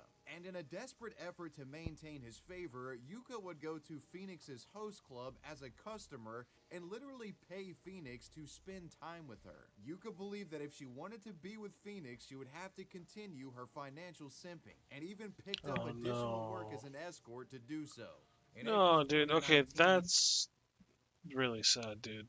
Oh my god. Yuka and Phoenix began a sexual relationship. This No. intimacy reportedly beginning after she presented Phoenix with a bottle of champagne and confessed her love to the man. To promote her lover, Yuka would continue to go to the host club and support Phoenix with the money that she spent. Phoenix was able to become one of the top hosts at the bar. She wanted to help him get the #1 spot, which allowed for extra privileges and major bonuses. She also rented out an apartment close to Phoenix in hopes that he would stay with her. On May 20th of 2019, Phoenix stayed the night with her, but to Yuka's disappointment, he spent most of his time uninterested and on his phone or sleeping.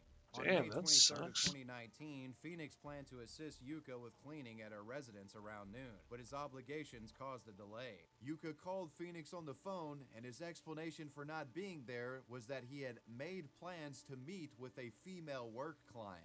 This sent Yuka into a tailspin. She journaled the following around the time. Quote, I want to be a tragic heroine. How is it possible for him to look at a woman other than me? I know killing him is for the best. If I kill him, it will be eternal, and there will be no pain. I don't need anything. No. 3 hours later, Phoenix arrived and helped her tidy up. After cleaning, the two ended up getting intimate with each other. Phoenix then takes a bath and goes to bed.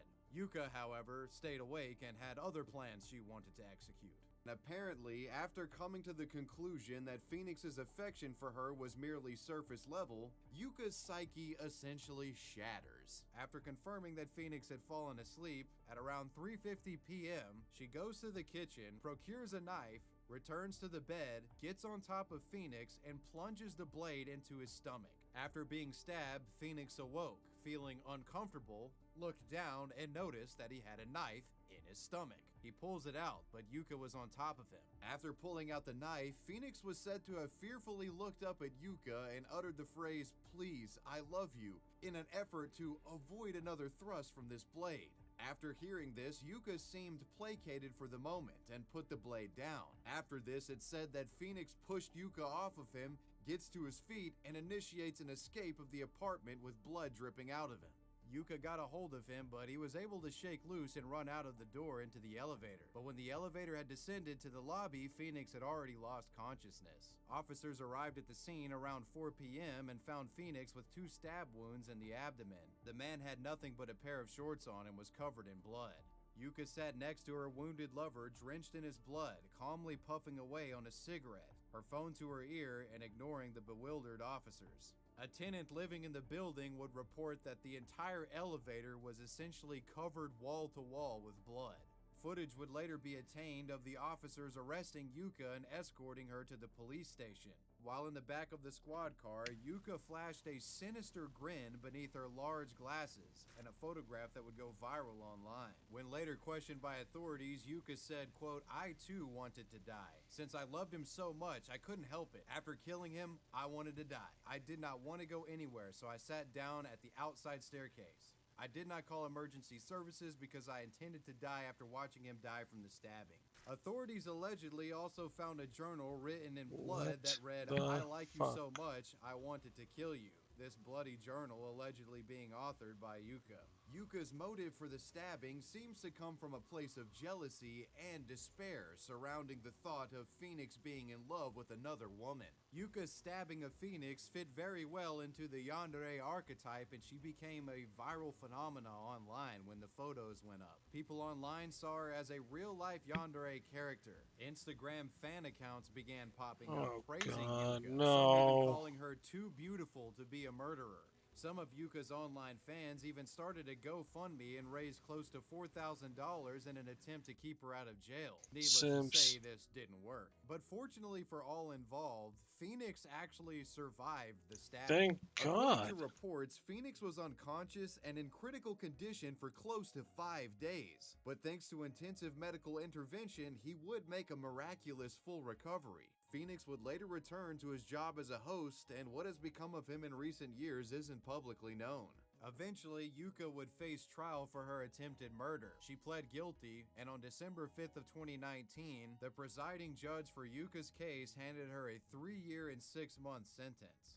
Yuka could be possibly released as 3 early years as and late 6 months? 2023. What? But that was the case of the yandere stabbing.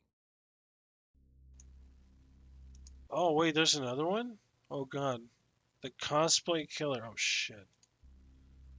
Next up, the case of Melissa Turner, the cosplay killer. Melissa Turner was born November 25th of 1992. She grew up in North Carolina, as well as Florida, and reports say she had a troubled childhood, claiming to have suffered abuse from a family member that left her traumatized to the point where she began to find solace in compulsive eating, leading to a struggle with childhood and teenage obesity. Because of this, Melissa was said to have been harassed and bullied at school. It wouldn't be until adulthood that Melissa would gain confidence and lose the weight.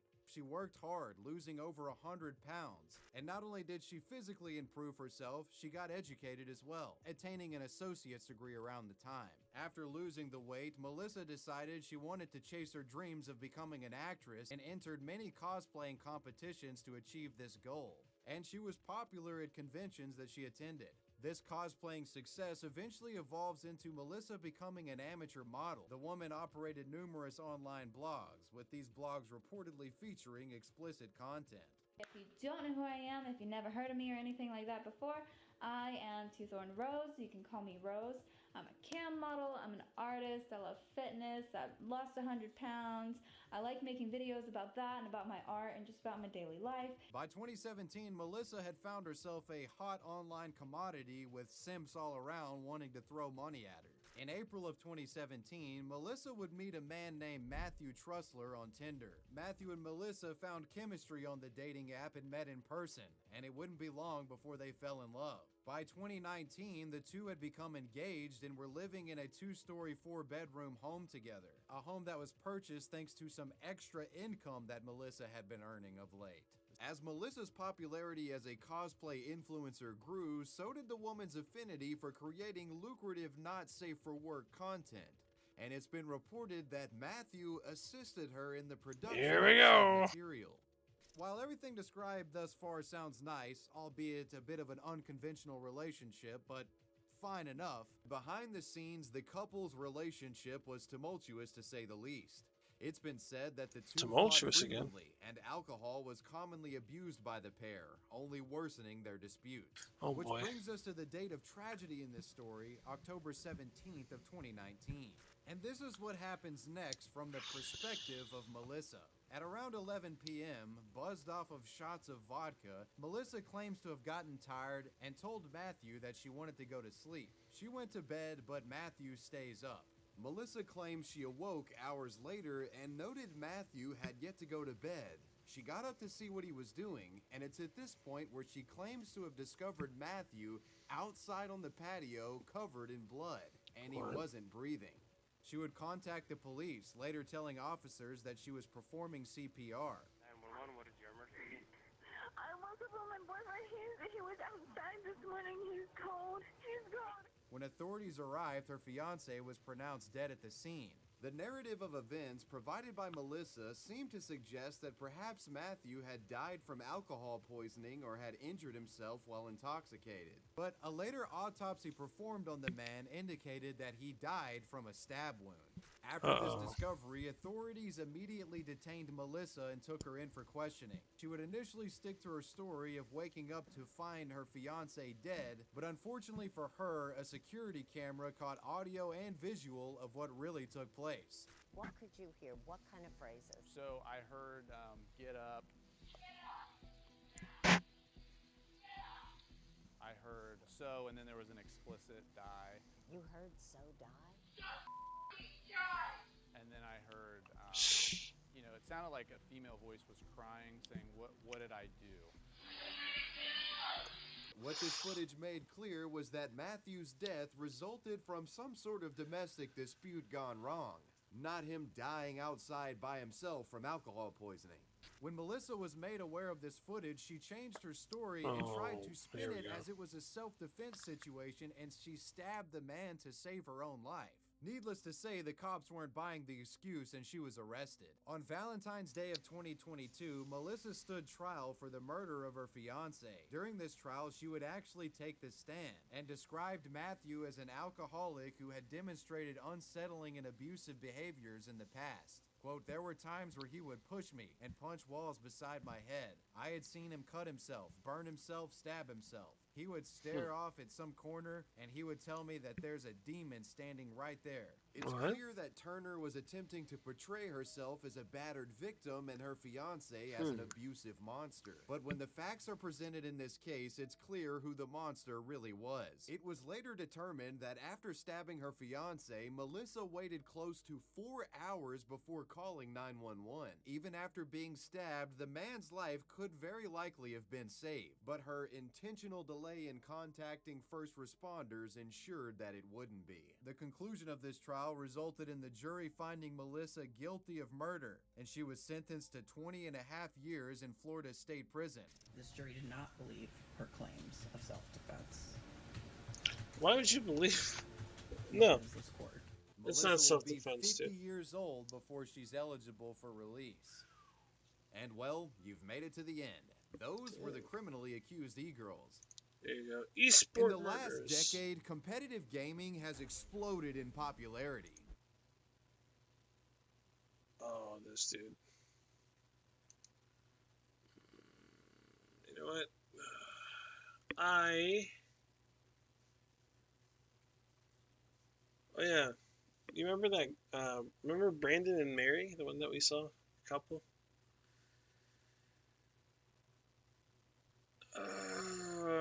He got ripped off of $60,000. Oh no. Yeah, it's your favorite couple. KFC bacon cheeseburger YouTube. That's what's up. That's most definitely what's up, YouTube.